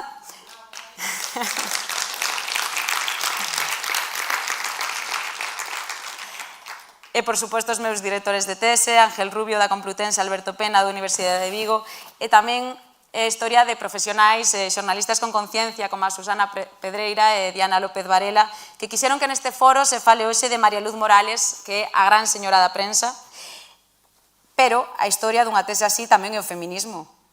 O feminismo que me fixo abrir os ollos todas as veces que algún elemento, digamos, masculino me quixo cortar as ás. A historia dunha tese así ten moito que ver tamén con isto, porque se o xornalismo é unha loucura que merece a pena, unha tese sobre historia do xornalismo é unha loucura incomprendida que non só merece a pena, é unha loucura necesaria nun tempo de desinformación, de presas, de inteligencias artificiais, nun tempo no que enterrar a historia para construir unha medida dos intereses capitalistas, machistas e fascistas é demasiado doado. E cada vez hai menos xente que se atreva a mirar atrás para revisar o pasado e as súas consecuencias, e a xente que se atreve non ten tempo, porque nos gusta o cómodo, porque nos gusta o sinxelo e porque nos gusta o privilexio fácil. Así que, a min non me dá a gana, teño que dicilo, non me dá a gana, non me dou a gana hai 10 anos, cando me tropecei por primeira vez coa figura de María Luz Morales, e non me dá a gana agora que cheguei ademais ao fondo da cuestión, non? Non trouxen o ladrillazo porque quería decir como que o teño nas mans, pero imaginádevos, non? Non o trouxen porque pesa bastante para que vexamos a veces que sí que hai historia, non? Que hai moita historia que recuperar detrás destas biografías de mulleres esquecidas. E María Luz Morales precisamente foi moitas cousas, pero foi unha muller pioneira. Pero sabedes sobre todo que foi María Luz Morales? María Luz Morales foi unha muller que opinaba e foi unha muller perigosa, porque se non fora considerada perigosa non tería acabado no cárcere no ano 36, non se lle retiraría o carné de xornalista, non se lle tería prohibido asinar os seus propios libros e artigos, e hoxe o seu nome sería considerado unha referencia ao lado de Julio Camba, por exemplo, nas aulas de xornalismo, porque Julio Camba, ademais, era galego e traballou tamén no xornal El Sol, como María Luz Morales, e digo por poñer un exemplo, pero hai moitísimos máis. Así que eu teño que preguntar, antes de vir aquí, cantas persoas sabían quen foi María Luz Morales? Eso sí que me interesaría moito sabelo. Unha, dúas, tres, catro. Vale, e sin ser por min, as mismas? Vale, perfecto. Porque anda que lle dei o coñazo aos meus amigos con María Luz Morales e as miñas compañeiras e compañeiros. Bueno, pois María Luz Morales foi a primeira directora dun xornal no Estado español. Como a todas as mulleres profesionales que exerceron o periodismo neses anos, estivo duramente invisibilizada. O sea, María Luz Morales, o de que era a primeira directora dun xornal no Estado español era o que parecía no ano 2016, que foi cando eu batín por primeira vez con esta figura. Daquela asegurovos que bastante anónima aínda. Eu decidín dedicarlle o meu traballo de fin de grado e comecei entón a tirar do fío. E tirei tanto que me atopei hoxe, 10 anos despois, con que estamos diante dun singular exemplo de xenialidade xornalística do século XX, ante, efectivamente, a primeira directora dun xornal en España, que foi La Vanguardia, e ante unha pioneira no eido da... bueno, desde moitísimos eidos do eido do xornalismo, pero tamén dende unha perspectiva feminista, desde unha perspectiva sociopolítica, pero tamén na industria do cine, da literatura infantil, do ensaio, e definitivamente unha muller adiantada á súa época. Como moitas das súas contemporáneas, como dicía, que foron as mulleres que exerceron a profesión desde as primeiras décadas do século XX, María Luz Morales sufriu un proceso de degradación profesional que se alimentou xa de base co ostracismo por razóns de discriminación de xénero que históricamente estiveron sometidas as mulleres, pero neste caso concreto as mulleres xornalistas, e tamén a un proceso de depuración do que foi o xeto finalizar a Guerra Civil. Eu, cando decido abordar esta vida e obra de María Luz Morales nunha tese doutoral, fago cun obxectivo claro, que era recuperar a súa biografía e a súa obra xornalística completa. Eu non entendía unha tese sobre a figura de María Luz Morales que non abarcase todo o seu periplo vital e profesional. E houbo, naturalmente, non podía ser de outra forma, quen me quixo disuadir disto. Eu lembro, moi nítida especialmente, dous consellos de dous homes distintos, que ademais vou a citar textualmente co rigor propio do xornalismo, tamén no seu idioma orixinal, como non, hai que conservar estas frases inspiradoras, maravillosas, masculinas para a historia.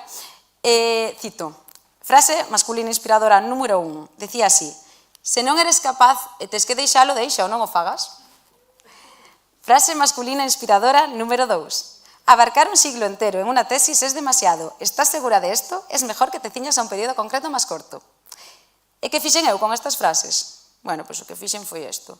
Puxenlles un marco dourado, precioso, para telas aí sempre, miralas, e lóxica, naturalmente, non facerlles nin caso.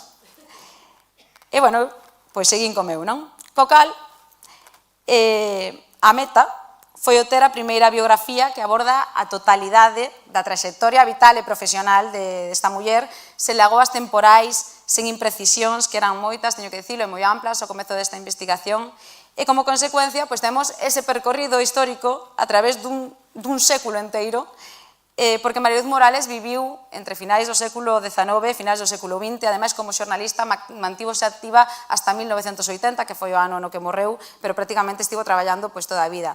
Entonces, neste sentido, había que articular un pouco o relato da súa vida, había que contextualizar, había que interpretar a súa obra, había que poñela en valor.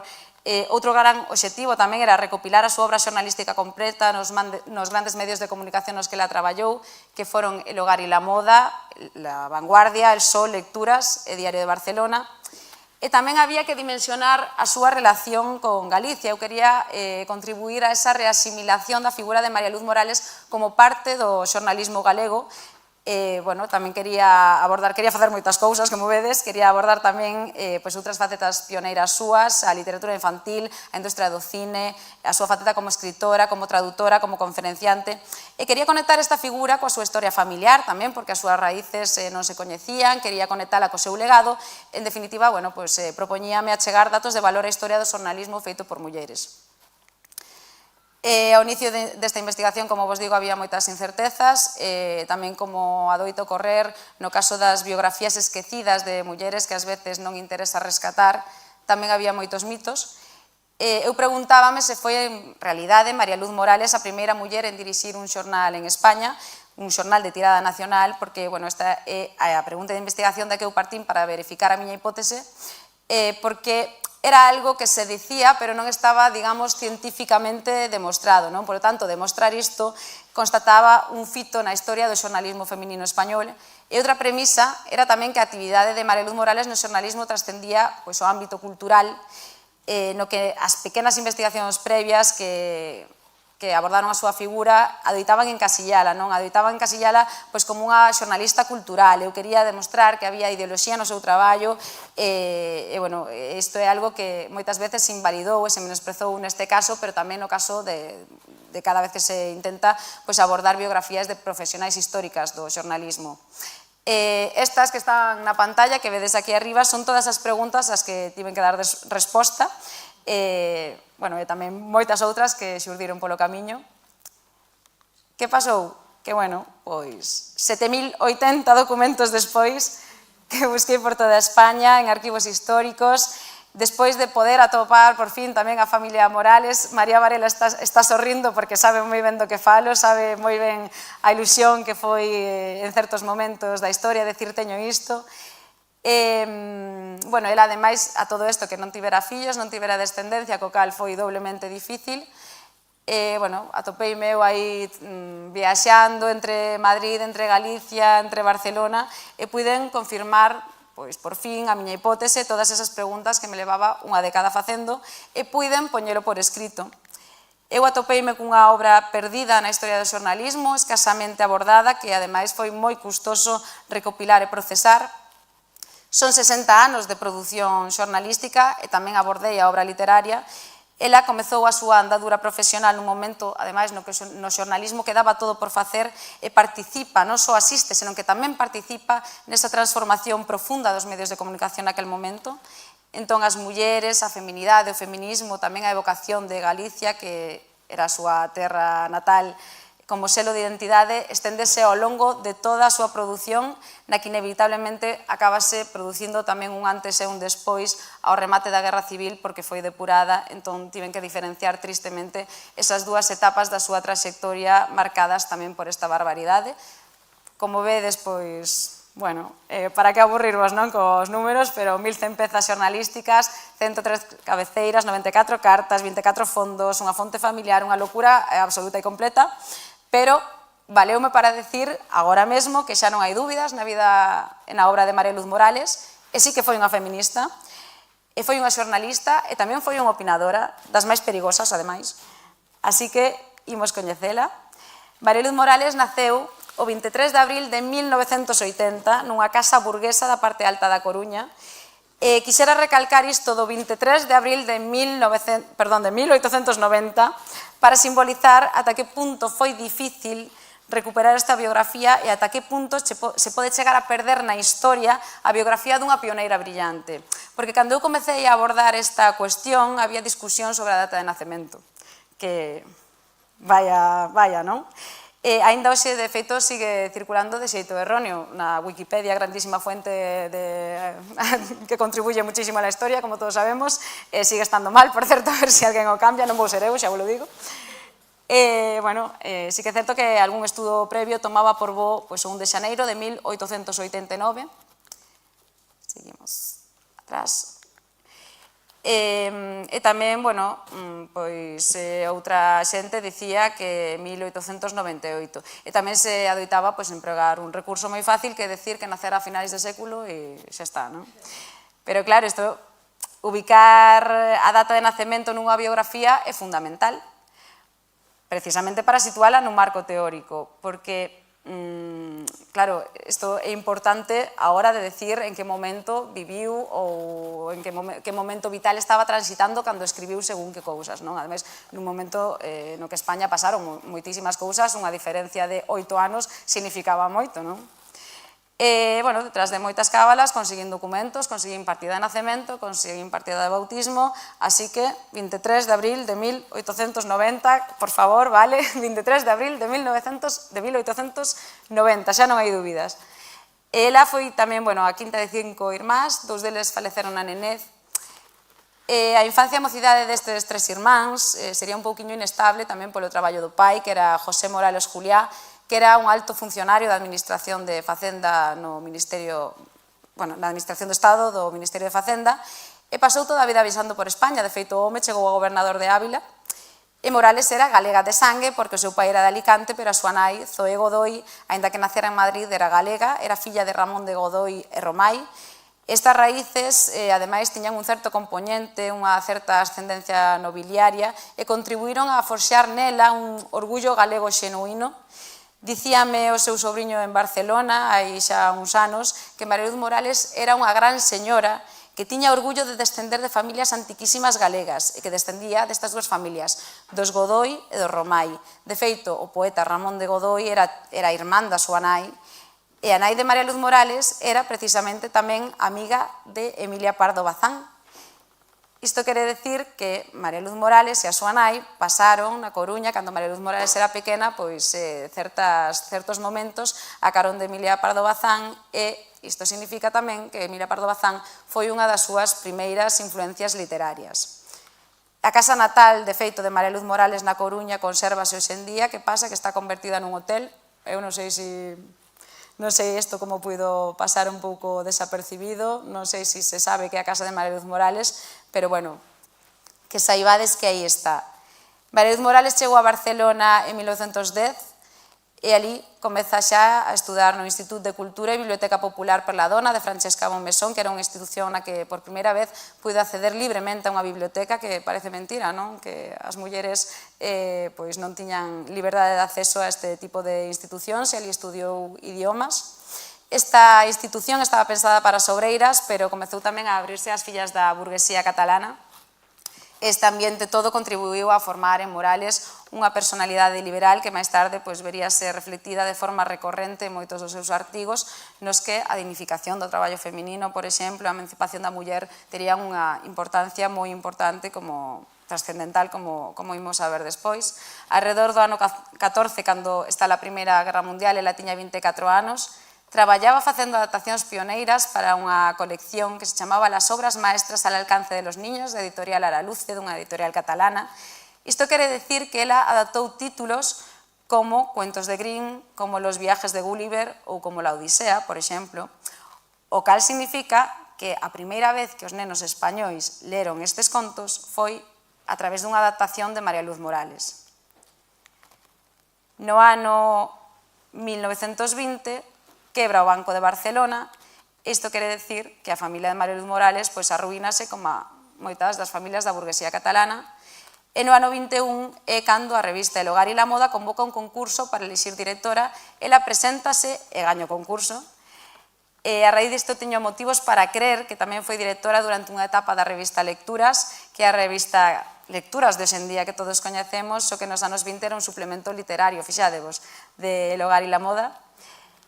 Morales nestes anos iría desenvolvendo unha carreira brillante na década dos 20, na década dos 30, chegaría a simultanear o seu traballo en El Sol con La Vanguardia, e ainda que en maior medida só a deixaban escribir contidos que na altura estaban tipificados como femininos, ela non fixo nin caso.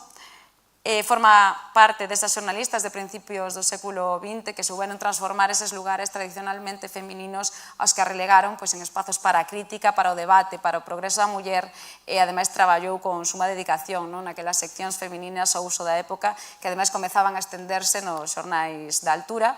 Ela quixo, en definitiva, trazar unha comunicación de ti a ti coas súas lectoras, tecer unha rede segura e, abordar dimensións políticas, dimensións sociais, ademais, estreitamente vencelladas aos intereses das mulleres.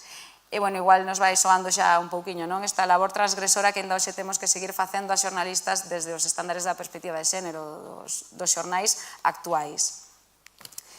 El Hogar y la Moda foi a súa escola xornalística, foi a súa primeira experiencia como directora. Segundo os fondos dispoñibles, aparece por primeira vez asinando en 1921.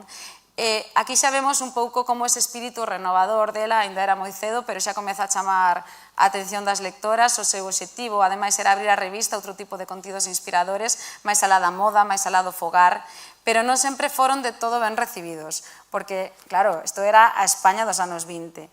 En unha ocasión, ela respondía cun artigo a carta dunha lectora que lle pedira que se cinguira máis a temas de moda, que falara máis sobre a moda. E con este texto que vemos aquí, ademais, ela explicaba a lectora que para ela era a moda, que era un concepto máis amplo que tiña que ver tamén coa palpitación del tiempo, decía ela. Ela o que quería realmente é que as lectoras abriran a mente. Elas dicíalles que a moda tamén era el libro, que era la comedia, la película, las joyas, los perfumes, la nueva orientación estética, el arte, la arquitectura, el baile, las cartas, los viajes, las visitas, el claro pensar y el bello decir, que non simplemente eran os trapos. Vemos esa ironía tamén aí final, era moi irónica, hai que coñecer moito a súa obra tamén para saber lela entre liñas e poder analizar os seus textos con unha precisión que moitas veces leva a equívoco, non?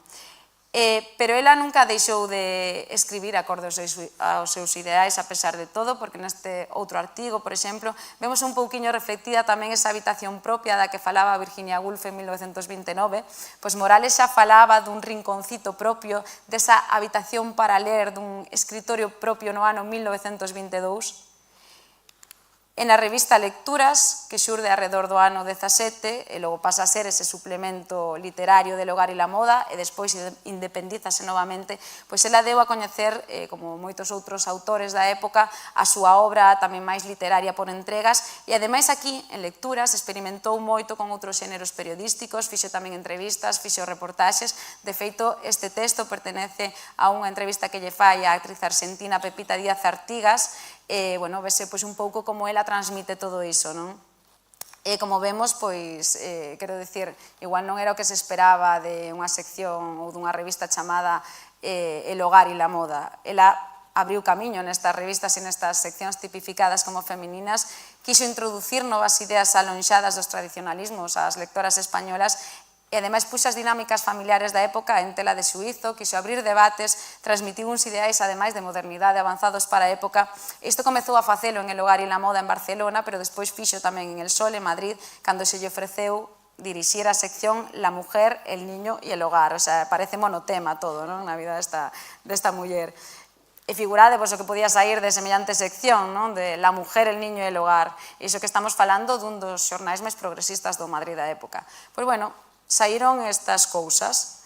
Hai que decir aquí que a través dos libros e das primeiras publicacións feministas pioneiras en España, a primeira década do século, que foi alrededor da primeira década do século XX, divulgáronse moitas veces a través dos xornais e das revistas, non? E as españolas de clase privilexiada foron un pouco as que puideron acceder primeiramente a todos estes contidos, que eran as que viñan moito das correntes europeas que chegaban sobre todo de Gran Bretaña, e a prensa, para ben ou para mal, como sempre, non, ia converterse nun axente difusor deste movimento, e ademais con suma importancia. Este movimento ademais estivera consolidando tamén a súa identidade desde finais do século XIX.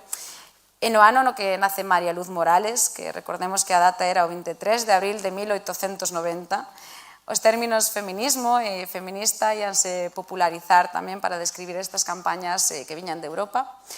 El Sol era o chamado xornal da intelectualidade naquela época, fundárase con ansias renovadoras e despois, nun segundo impulso por reformular un pouco os seus contidos, foi cando incluiu a sección La mujer, el niño e el hogar para chegar ao público feminino en España.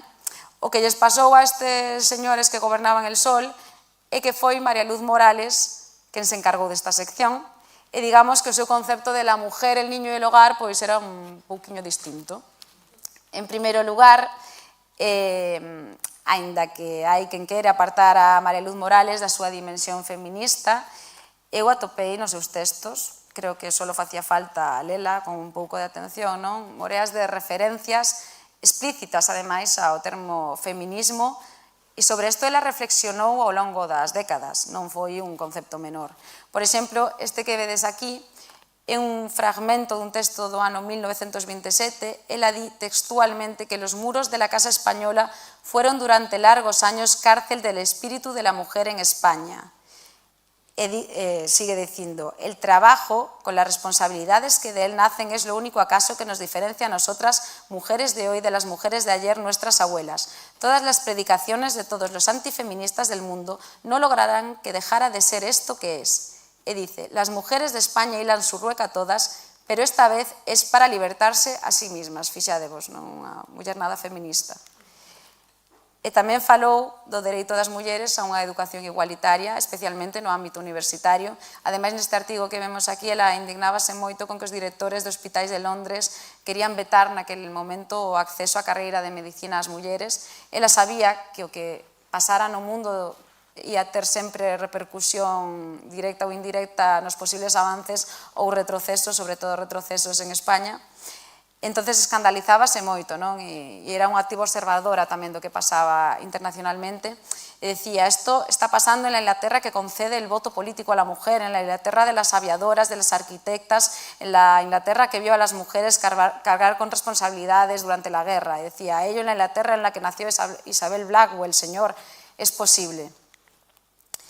En El Sol tamén falou de referentes morales, ademais como as outras autoras da época, como as que se atreveron, non?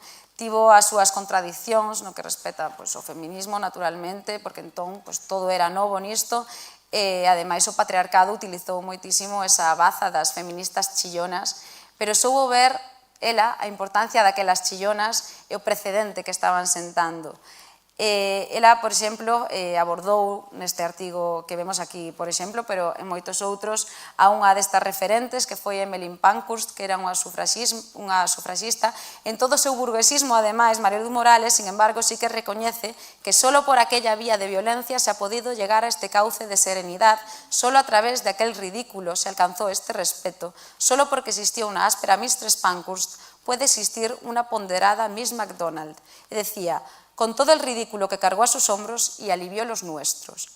Morales, ademais, escribiu moito sobre biografías de mulleres pioneiras, foi paradóxicamente isto unha constante no seu traballo, non? Ela xa recuperaba biografías naquela altura, unha delas, por certo, foi Marie Curie, a quen lle fixo, ademais de anfitriona en Madrid, lle fixo unha entrevista.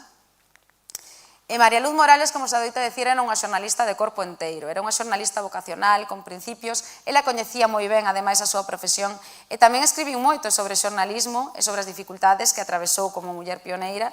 No ano 28, ela lembraba como, cando comezou unha profesión facendo crónicas de moda, ela decía, yo, ingenua e quijotesca de mí, me obstinaba en liberar a toda costa de la estulticia o la mala fe de las apócrifas marquesas de X o condesas de A. En aquella época, sus cultivadoras, más de una vez tuve que escuchar de labios del editor correspondiente esta lapidaria y enigmática frase. Sí, sus crónicas son más ágiles, más amenas, más nuevas que las de su predecesora, pero ¿acaso olvida usted un poco que se dirige a la mujer de España? Ella decía, ¿pero quién es esta mujer de España? La mujer de España soy yo, que estoy escribiendo esto, non? Entonces, ela non facía nin caso, seguiu dela, pero cando deu un paso máis, cando quixo xa defender ideais máis amplos, atopouse con que a mandaban calar e decía, despois, cuando aún dentro de mi doble timidez de mujer y de principianta me he lanzado a la osadía de defender un ideal amplio o un pensamiento grande, de proclamar una verdad o protestar de una injusticia, se me ha llamado a bajar la voz y mesurar el gesto. Siempre a pretexto de ser mi espectadora la mujer de España. De un libro profundo o de un estudio serio, oigo asimismo decir que no es para la mujer de España. Ela indignábase con todas estas cuestións, ademais en pleno debate entre a contraposición, non? Ese recurso que utilizaban, non? A contraposición entre o feminismo e a feminidade para desacreditar o movimento, que ademais foi un debate de longo alcance nos xornais da época, coa intención, ademais como hoxe, non? Estamos lo vendo, de desacreditar, de poñerlle paus nas rodas a este movimento, pero entón por unha vía un pouco máis básica. E como vemos, ela nos seus textos xa utilizaba un pouco a ironía, non? Xa tiña como amplamente superado todo ese discurso para decirlle a todos aqueles que estaban actuando como uns completos cazurros. E decía, ironizaba, non? Dicindo, desde que alguien descubrió el descubrimiento sutil que feminismo bien podría ser masculinismo y se dio en oponer la sutil oposición a feminismo o feminidad, apenas pasa un día sin que se nos meta el corazón en un puño con motivo de esta para nosotras mujeres tan vital cuestión. E ademais facía aquí unha comparación que a min fíxome moita gracia no momento, que era fulanita, o sea, como que se decía, ¿no? Fulanita que lee los diálogos de Platón es sin embargo muy femenina. E María Luz Morales decía, era de noche y sin embargo llovía, ¿no, amigas? Para que vexades tamén un poquinho, non, o seu estilo e como ela pelexaba, non? E como non se deixaba vencer, que tamén era moi importante. E precisamente para María Luz Morales, unha das maiores loitas das mulleres, do feminismo, foi a loita contra a guerra, non? Ela decía que as mulleres tiñan que pelexar pola paz, fixadevos como hoxe en día, non? Que está isto tan de actualidade. En 1930 ela decía que o home na guerra xa se superara a si mesmo e que as mulleres tiñan que traballar pola paz dos homes e das mulleres e que esta era a cruzada da muller, decía, la más penosa cruzada, la que debe llevarse hasta el fin con inteligencia y corazón y uñas y dientes y feminismo y feminidad. No marco de todos estes acontecementos, no marco desta revolución absoluta que eran os xornais da época, que pasou? Que María Luz Morales regresou a Galicia, entón recuperou unha parte moi importante de si mesma que tamén articula toda a súa obra posterior. Vedes aquí un texto que empeza dicindo: aquí el río es la ría, el mar, la mar, y dice: centinelas entre la mar y las rías de esta Pontevedra de belleza ensoñada, las islas repletas de misterio. Porque cando María Luz Morales se reencontrou coa Galicia que non volvera a ver desde que era nena, desde que era nova, cando marchou a Barcelona, pois foi en Pontevedra. A primeira vez que María Luz Morales viu a Galicia desde entón, fixo en Pontevedra. Era mediados de agosto do ano 1929, ela tiña 39 anos, ese texto que vedes aí, foron as primeiras palabras que xa como xornalista consagrada escribiu estando aquí en Pontevedra. Morales estivo na cidade o 16 de agosto, celebrábase, fixadevos, algo que non marco das festas daquel verán, chamaron o Día da Muller. Había actos que ensalzaban, destinados a ensalzar o papel das mulleres na vida pública e precisamente as mulleres que protagonizaron ese ano foron Concepción Arenal e María Luz Morales. Naquel momento era alcalde de Pontevedra, Remigio Evia, acababa de inaugurarse tamén o Museo de Pontevedra en 1929 e tamén se puxera en marcha a Casa de Correos e Telégrafos entre a Rúa García Camba e a Rúa da Oliva.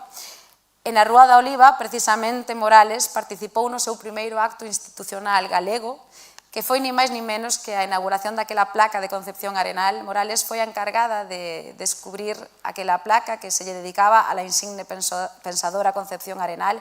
Ela tirou do cordón e inaugurou esa placa histórica e antes diso participara nunha procesión cívica que percorrera toda a Rúa da Oliva. Podemos, as que somos aquí, facernos a imaxe mental de toda esa comitiva desfilando hasta a placa, María Luz Morales tirando do cordón, pena dun documento gráfico que aínda non conseguiren encontrar.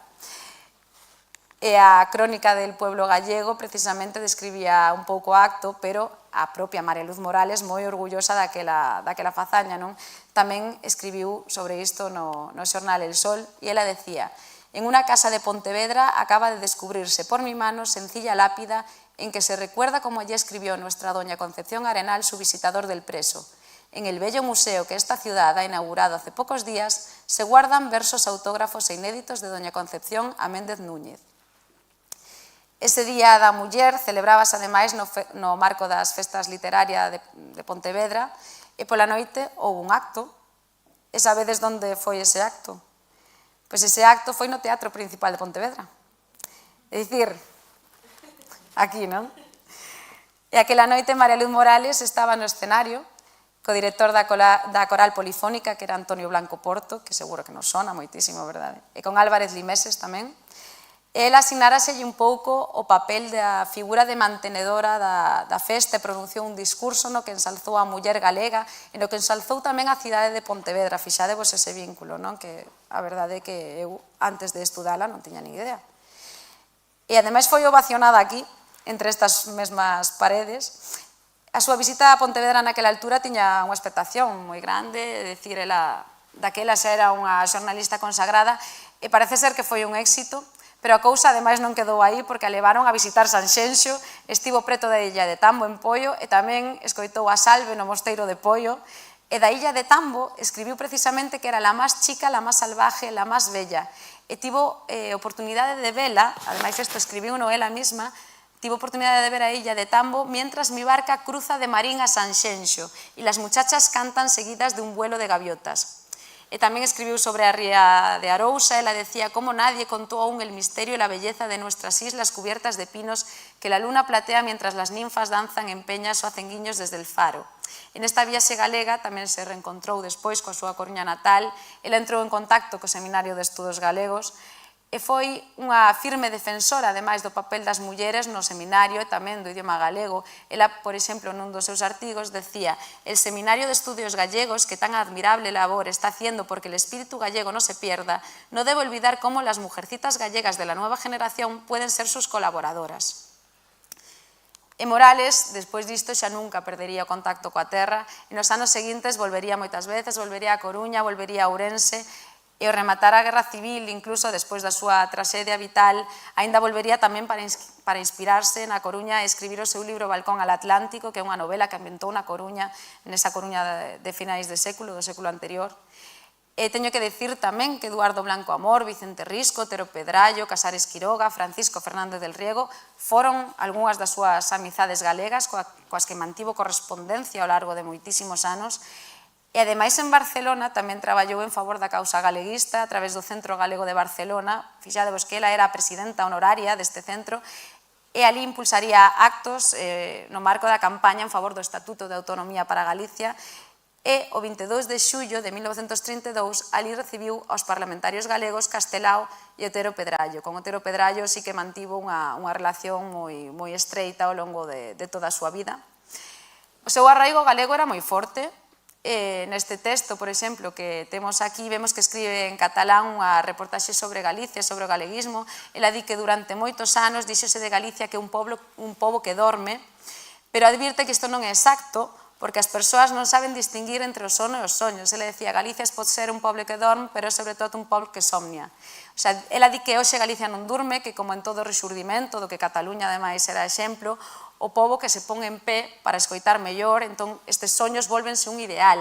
Ela di que hai que elevar a harmoniosa lingua a descoñecida dignidade de instrumento literario e filosófico, que é necesario reconstruir, estruturar unha cultura que sexa expresión da alma propia, que é unha alma romántica, pacífica, occidental e atlántica. E remata dicindo, soños que o galeguismo renacente trata de converter en realidades e que tal vez non estea lonxe o día da súa realización. Soños que empurran a acción, a vida, a fe, o optimismo e non serían estériles aínda que non se cumprisen, que non todo é soño nos soños. É dicir, ela, fixademos, este momento de optimismo, de apertura que se estaba vivindo aquí nestes anos. Ela, ademais, arredor de Galicia, do galeguismo, escribiu tamén sobre os documentos de Concepción Arenal que se gardaban daquela no museo, escribiu sobre Emilia Pardo Bazán na Coruña, sobre a casa de Rosalía de Castro en Padrón como símbolos dunha Galicia construída en feminino, porque para ela a verdadeira Galicia en feminino estaba nas mulleres rurais. Ela decía que todas as gallegas con dos dedos de frente e unha brizna de sensibilidad, por moi literatas que seamos, sabemos que las verdaderas grandes mujeres de Galicia son aquellas otras ignoradas y humildes. Y decía que de todas las gallegas ilustres es por ello la más grande Rosalía, porque en su voz solloza el dolor de todas estas olvidadas. Ahora, no marco deste ímpetu, deste optimismo que ela estaba vivindo, vámonos a poñer un pouquiño máis escuros, non? Chega o momento máis tenebroso, 1936, que ia ser o ano de esplendor da residencia de señoritas estudiantes de Barcelona. María Luz Morales era directora desta residencia de estudiantes, era tamén vicepresidenta do Liceum Club de Barcelona, que eran institucións profundamente aperturistas e que ela axudou a impulsar, ademais, crendo nese avance que lle debía ás mulleres. Na vanguardia tamén comezar a traballar no ano 23, ela facía críticas de cine naquel momento, claramente ao principio a vanguardia María Luz Morales non era tan perigosa porque chamábase Felipe Centeno, este era o seu pseudónimo, o cine, neste sentido, sería unha das súas grandes paixóns, especializacións dentro do xornalismo. Isto daría para outra conferencia porque aquí hai moitas patas que abordar. E o que pasou foi que as súas críticas chamaron a atención da Paramount Films en Barcelona. Entón, aqueles directivos quixeron coñecer aquel Felipe Centeno. O que pasa é que a súa sorpresa foi cando diante deles apareceu María Luz Morales. Pero, contratárona para traballar na asesoría literaria das que eran as primeiras películas sonoras en España. Ela estivo participando activamente nese momento tan significativo que foi o desenvolvemento do cine sonoro en España. Foi un momento que cambiou todo na historia do cine. O das críticas cinematográficas durou ata 1933 porque ela deu o salto despois á crítica teatral en La Vanguardia e isto naquele momento significaba un ascenso porque o teatro estaba mellor valorado que o cine na altura. En este contexto, por aqueles anos de República, e o que significou tamén a nivel de avance do que foi unha ventá aberta para o desenvolvemento do país, especialmente en materia de dereitos e de liberdades para as mulleres, María Luz Morales coñeceu a Federico García Lorca porque ela fíxolle a crónica da estrea de Doña Rosita la Soltera en Barcelona. El apareceulle na casa cun ramo de flores e cun exemplar de Romancero Gitano asinado. E logo o seu asasinato na Guerra Civil a María Luz Morales xeroulle ademais un trauma moi profundo e reflexouno nos seus artigos da época. De feito, daría para outra conferencia tamén a súa relación con Lorca, porque ela pasa moitos anos logo buscando unha obra da que Lorca lle falara e que xa máis encontrou. Cando estourou a Guerra Civil no 36, o conde de Godó, que era o propietario de La Vanguardia, topábase casualmente fora de España, así que non había mando no xornal porque Gaciel, que era o director, tivo que fuxir.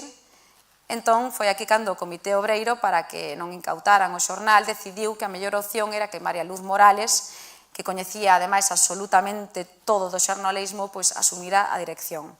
Seguramente deberon pensar aqueles todos daquele Comité Obreiro que a dirección de María Luz Morales iba a ser figurativa, pero na tese, despois de investigar, tamén quixen rebater un pouco esta concepción da súa etapa ao mando de La Vanguardia, que durou ata o ano 37. Ela exerceu unha dirección activa, de feito hai un documento da época asinado polo propio conde de Godó que di que mentres Morales estivo ao mando, ademais en plena guerra, o xornal non sufriu perdas económicas. En cartas que rescatei, ademais, vese tamén claramente como ela lle pide favores aos seus colegas de profesión para que sigan colaborando co xornal, para que lles manden as opinións e ela logo xa había como lles ia pagando. É dicir, fixo todo isto para que o xornal puidera sair todos os días. Foi unha verdadeira dedicación pura por vocación. En ese momento da historia foi cando María Luz Morales se converte na primeira directora dun xornal de gran alcance en España. Isto, lóxicamente, claro, tiven que demostralo na tese, que era un dos obxectivos, entón, fixen un pouco a partir do Rexistro Oficial de Xornalistas do Franquismo e tamén do estudo, do análise dunha morea de cabeceiras de trayectorias de mulleres xornalistas da época. Pero, claro, o 20 de febreiro de 1940 é cando a gran señora da prensa desaparece da historia do xornalismo. Esta é a data na que os franquistas deteñen a María Luz Morales en Barcelona. Ela pasa por unha auditoría de guerra. O expediente da auditoría de guerra é o documento que vedes na imaxe do centro, aquí detrás miña. O que pasou foi que o 3 de xuño de 1939, José Escofet, que era un compañeiro seu de La Vanguardia, deu o seu nome nun interrogatorio e meterona na cárcel de Les Corts, en Barcelona, que era realmente un convento no que hacinaban as presas. Ela estivo ali 40 días e puido sair grazas aos avais que conseguiron recopilar os seus amigos e as súas amigas, entre elas Elisabeth Mulder e outros moitos que se implicaron en poder sacala da cadea. Acusábana de ser directora de La Vanguardia durante o período do Vermello, así que interrogárona e quen sabe cantas cousas máis. Ela nunca quixo falar moito do tema e psicolóxicamente foi algo que a marcou moito. E cando saiu do cárcere, retirouselle o carné de xornalista, prohibiuse exercer o xornalismo e a súa asignatura nunca volveu a pasar a censura. Se vedes ademais un tachón na imaxe que está por aquí, o que hai debaixo dese tachón é o nome de María Luz Morales, tachado en vermello, ademais, polo censor de turno. Forma parte do borrador dun libro que a traducción dun libro de Andrés Mourois, porque ela tivo que dedicarse moito á literatura tamén neste período, porque cando saiu do cárcere tivo que refuxiarse un pouco neste mundo editorial, non? Pero seguiu escribindo clandestinamente, non vaiades pensar, E creou ademais a editorial Surco e puxo o nome dun sobrinho. Nesa época, hai que destacar moito que escribiu unha cantidade inxente de obra literaria, incluso enciclopedias que hoxe son bastante descoñecidas e que están descatalogadas e perdidas polo mundo. E seguiu traballando no xornalismo con algúns pseudónimos e sorteando tamén a censura ata que a cousa se abrandou un pouco. E máis tarde, nos anos 40 xa longos, foi cando comezou a traballar en Diario de Barcelona, onde estivo ata a súa morte. De feito, na fotografía que vedes arriba, ela está con persoal da redacción, segue sendo a única muller no medio deles, hai cousas que nunca cambian, pero máis ben aquí xa só escribía sobre teatro e sobre moda, e logo xa foi se pasando máis hacia o teatro, porque se desencantou moito tamén co mundo da moda. Ela decía que era un mundo de intereses creados. E chegados a este punto, no que xa pasaran bastantes décadas, María Luz Morales consigue regresar oficialmente ao xornalismo. Consigue ser xornalista de forma oficial, concretamente o día 29 de marzo, fixadevos, de marzo, de 1978.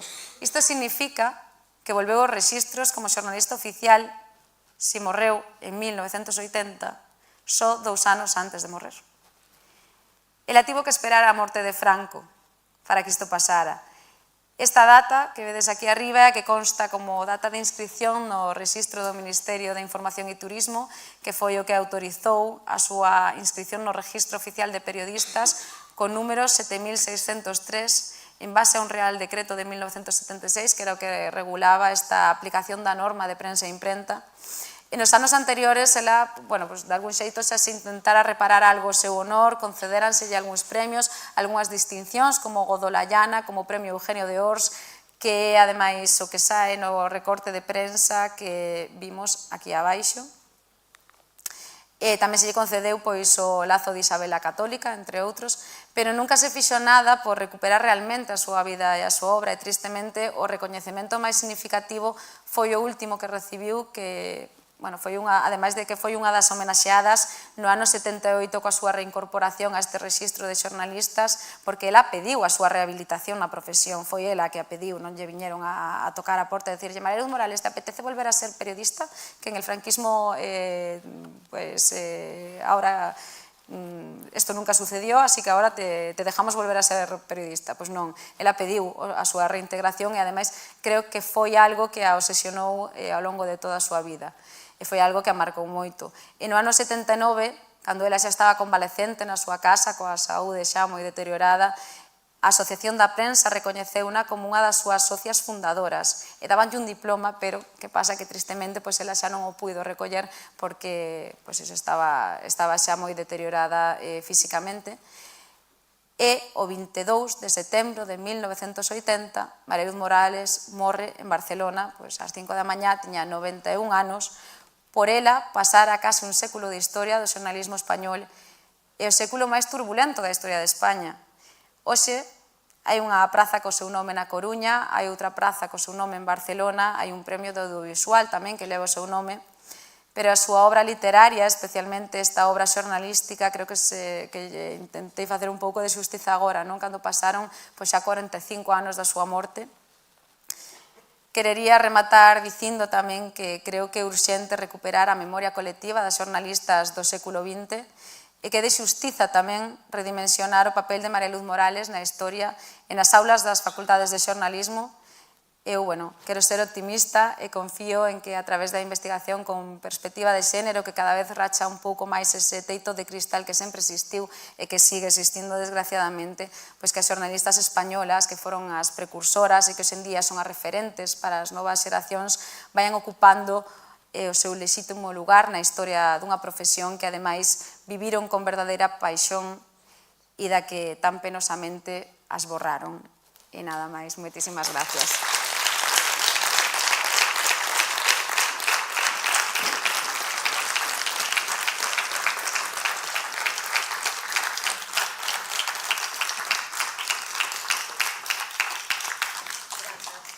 Grazas, Alba, parabéns por ese traballazo, por esa tese que imaginamos despois de escoitarte aquí como efectivamente moi pesada, pero foi unha delicia escoitarte, e aparte unha fortuna coincidiredes comigo en que este ano imos decir que non son 14 relatoras, son 15, María Luz Morales. Se nos deixas, forma parte da familia de mulleres que opinan son perigosas. Como nos pasamos un poquinho de tempo, imos deixalo aquí, contamos con todas e todos vos ás 5 da tarde, volvemos con Fátima Frieiro, con Carmela Ríos, con Rebeca Llanque e con Remedios Zafra. Grazas pola compañía esta mañá.